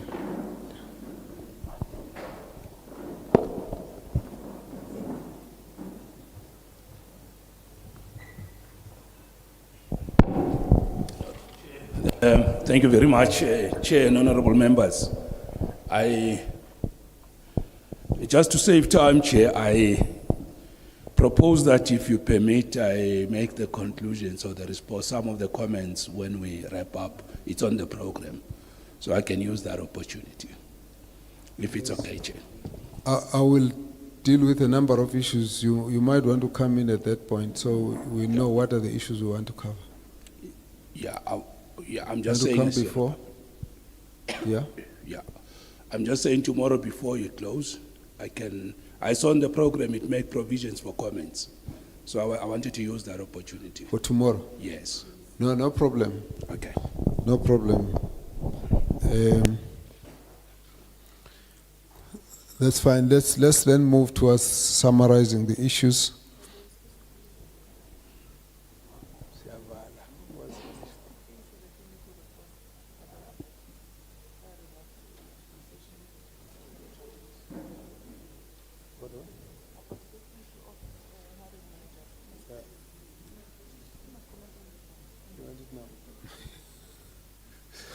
All right. Can you deal with this one of the investigation? If you say you are not ready and you want to come in tomorrow with it, that's what you're saying. Okay. You know, you still have the MEC here tomorrow. You won't abscond. You won't abscond. Yeah. All right. You want to have a bilateral discussion, we'll leave you to that. So, I think the first issue that we wanted to deal with here was the positives which we note. And the first one is the high revenue collection, which we think is a very important issue to notice and to commend the municipality on, because everything stands and falls on revenue. The other one is the upward revision of the indigent register, 150 to to 200,000. It's very important. I'm not sure you've reached all of them, but at least there's a positive direction. The issues that I'm going to raise now, I'm raising them as matters that are directives for you to attend to and report to the MEC, and that the MEC should be able to oversee, monitor, and also report back to us. We're giving MEC 3 monthly reports to understand how things are going. We did say we want to create a culture of turnaround of municipalities, strong culture of accountability, consequence management, and not just support, but monitoring and intervention. So we do not expect the MEC to come and give us a report of things that are going wrong and not indicate what intervention they've done to make sure that what was going wrong is getting corrected before we even get the report. That's the culture. So the one point that has not come out strongly in your presentation, maybe it's because of you want to remain very diplomatic, but maybe it's because you've made progress in the history, is political instability. Now, to the extent to which we find that to be an important factor in the destabilization of service delivery, we want to urge you to ensure you maintain political stability, because that's the source of all the headaches. Now, that's the first point that we would like you to deal with. And we're saying to the MEC, he as MEC has got enough instruments to come in and ensure political stability or consequences for those who disrupt it. We're putting it that way. And we're putting it that way. You recall I was saying to the member, honorable member, that I don't want you to get dragged onto party politicking. That is because some of the sources of political instability are clashes between parties.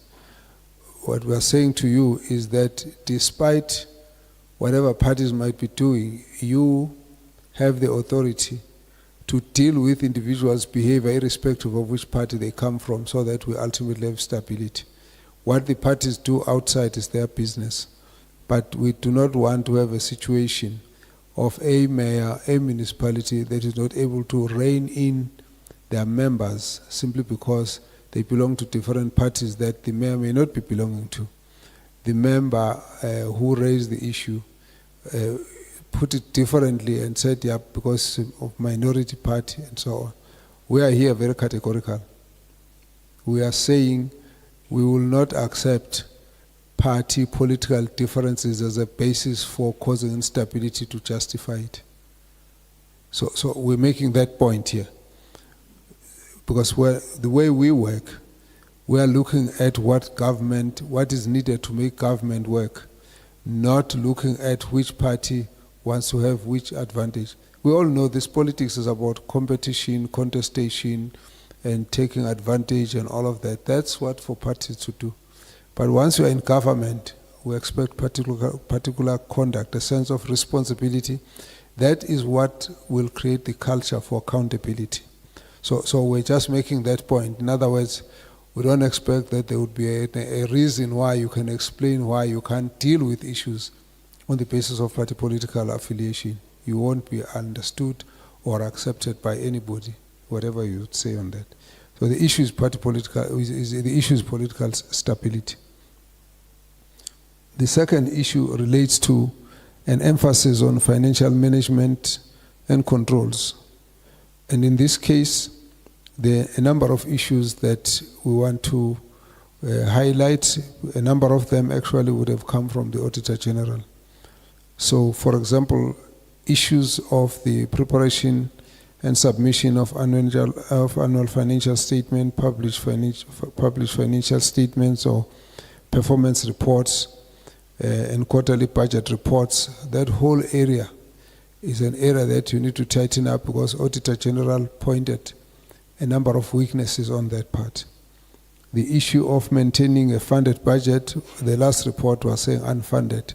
You have said here, no, now you are sorted. That's fine, we'll take that, but we're saying you maintain that. We don't want to come back and say now it's unfunded. And certainly we want to deal with the question of going concern status of the municipality. And within that basket, we also want you to focus on the budget oversight by the council. Now that issue is an issue that's been flagged by the AG. And so, Speaker, that actually is on your call.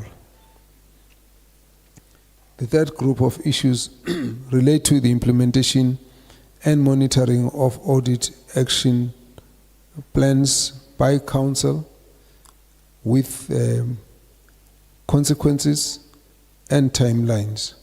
And this again, you will give us that, and the MEC will monitor that you keep to your targets and timelines. In that group of issues, we want to focus on the role of the mayor to ensure that the issues from the Auditor General are addressed. We're saying so because it was reported as not happening. Now, we don't want a debate. If you are doing it now, there was a time when it wasn't being done. The next issue relates to rectification of the terms of reference of the audit committee. They need to be rectified, not ratified, rectified. The Auditor General believes that these are restricting and they need to be attended to.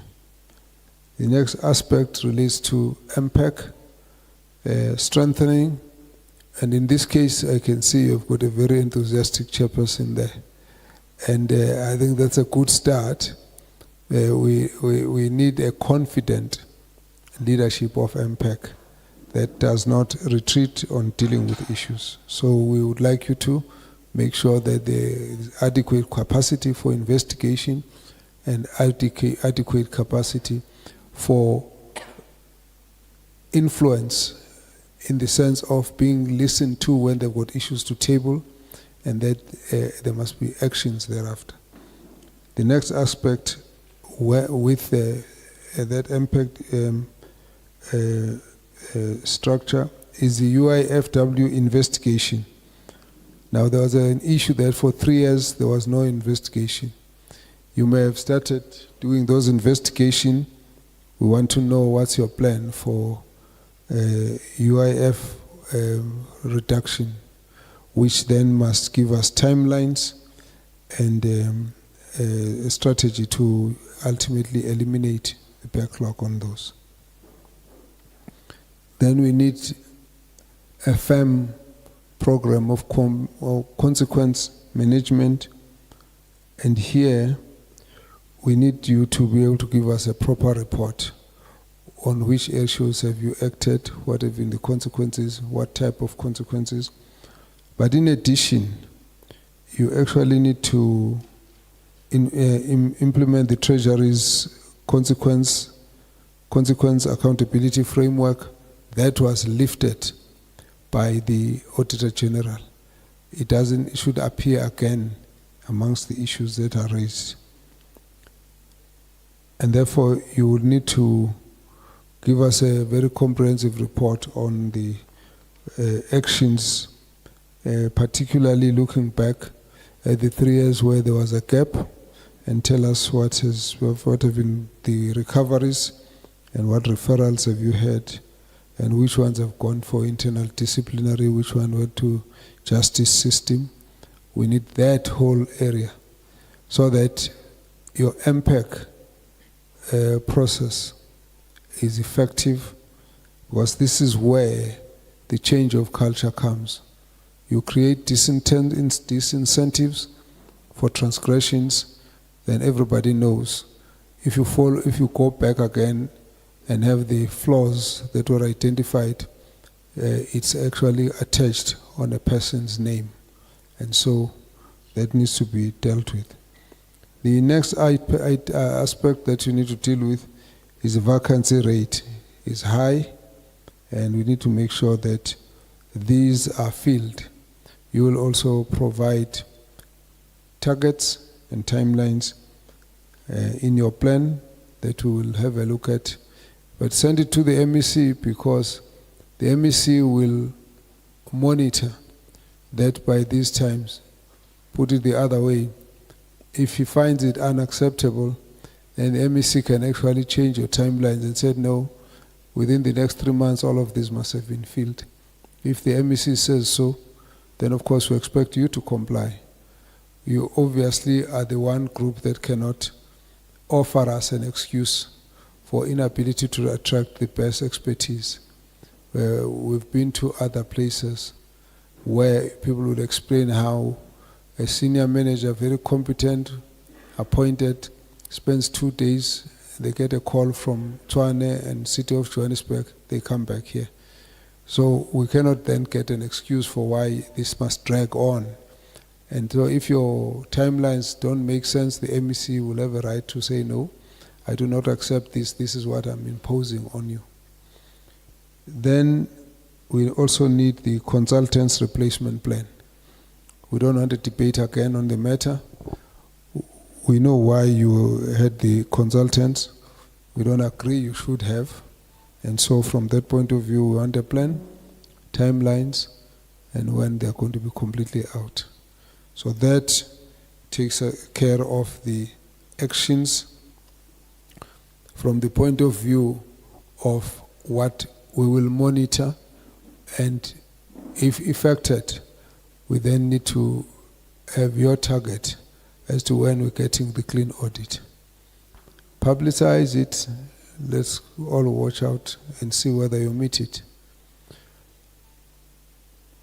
Somebody was saying, yeah, in the next time we'll see a better outcome. Yes, we want to see that, all of us. Otherwise we wouldn't have come here, because we believe that when we work together we can change this culture. The following are largely issues where we need you to submit. Provide the following. The first one for us is a plan to prevent water contamination. Okay, sewage contamination of drinking water. We need to know what is your plan to prevent that. From this discussion here, we're not happy. We want a proper plan. How are we going to prevent that? Because as I said to you, the issue of sewage contamination is negligence. It doesn't get explained by technical issues that the mayor was saying. We are listening. We're not excited with those explanations. Sewage contamination is simple. It's negligence, full stop.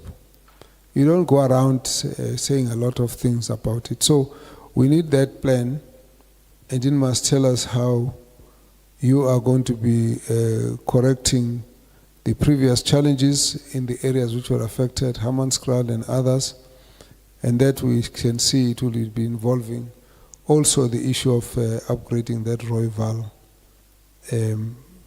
treatment plant. The second issue is a program or your plan for the elimination of water losses. The Auditor General believes you're losing 1.3 billion rands on water losses. So we want to see your plan. How are you recouping that? Now we've asked the questions. Again, as you can see, the interest in the members on the percentages. So we don't want to miss out exactly what is it you are saying.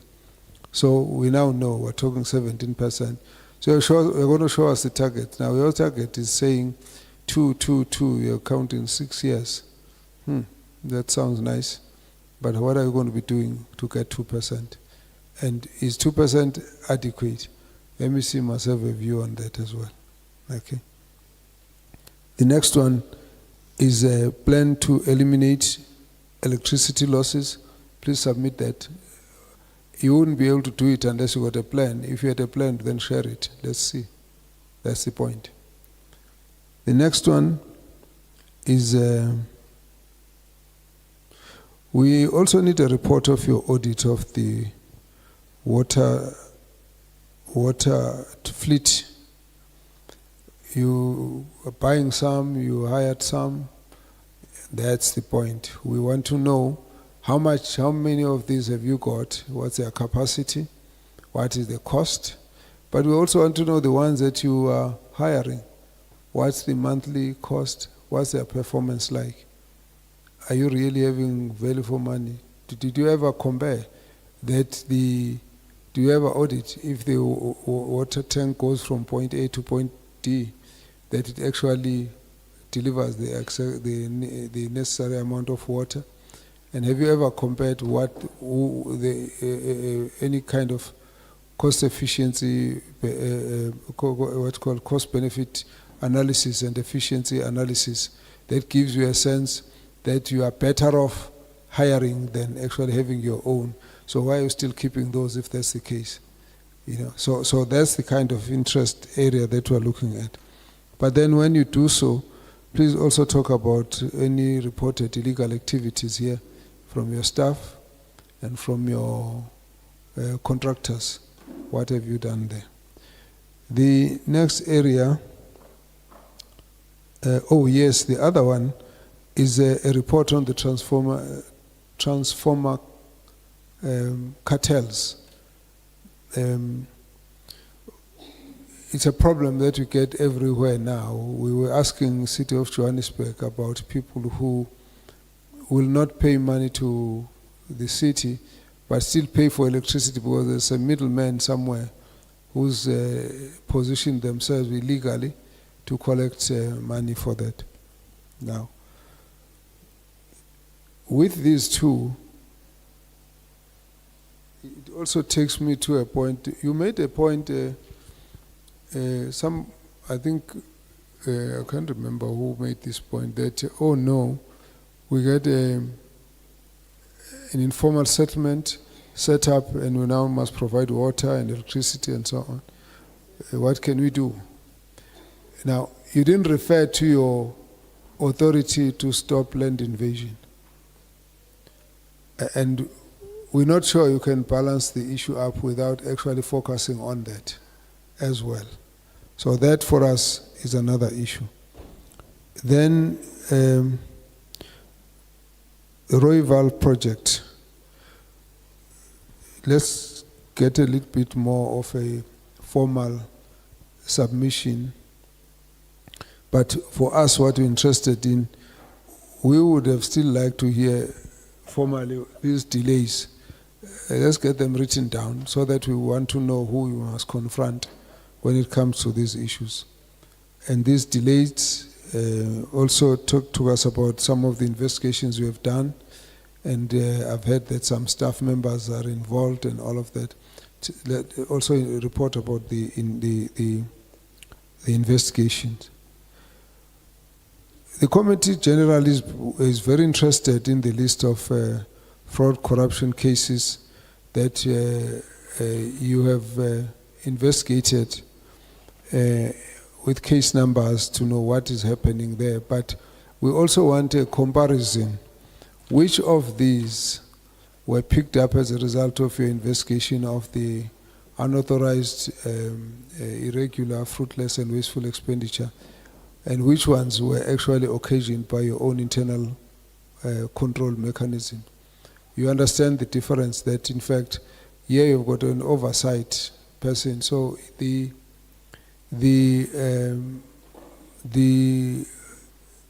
AG operates very much like a pathologist doctor. He goes already to find what went wrong when it has gone wrong and you can't correct it. But your internal checks and balances will give you a diagnosis and treatment so the process can actually be arrested before it's affected. So that is what we're interested in. The next issue is a report which we have graciously offered to deal with. You have kind of been all over about it, but we will get it from the MEC, the appointment issues with the MM, CFO, COO, etc. We'll get a comment tomorrow, but we still need a formal report on that one. Then there's also the investigation on the allegations regarding the deputy mayor, security companies, and so on, that of course we are interested in.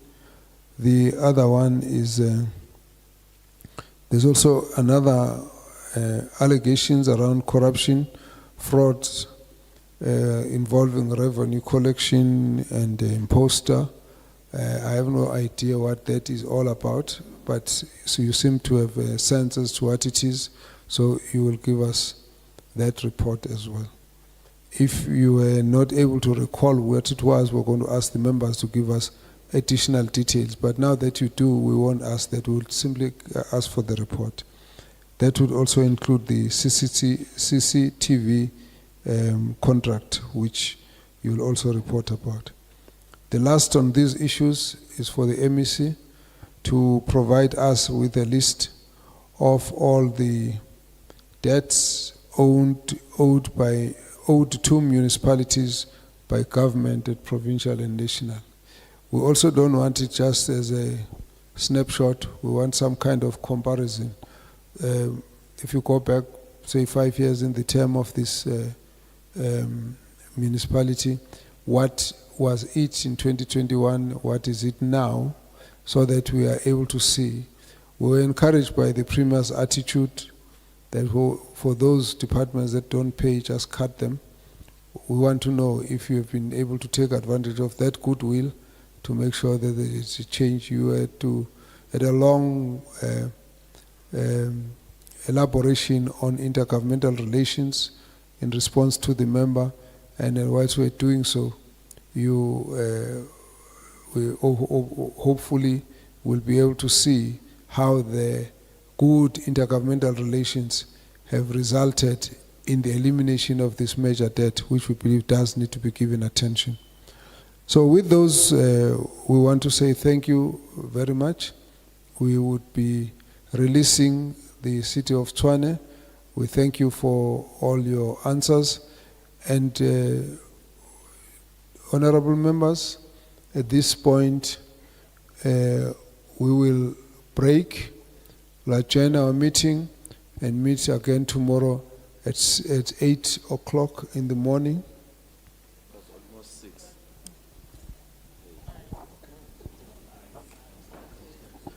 Yeah, you can't. No. The member is just trying to check if we included the issue of water tankers and cartels. I actually did. Okay, in the issue of dealing with the water tankers and the fleet issues, please include the investigations on the cartels. That all comes together. Otherwise, there's not much basis unless we know how we're managing the wrong things that are going on there. So, honorable members, we meet tomorrow at 8 o'clock. We meet at 8 o'clock. Thank you. Meeting adjourned. Thank you.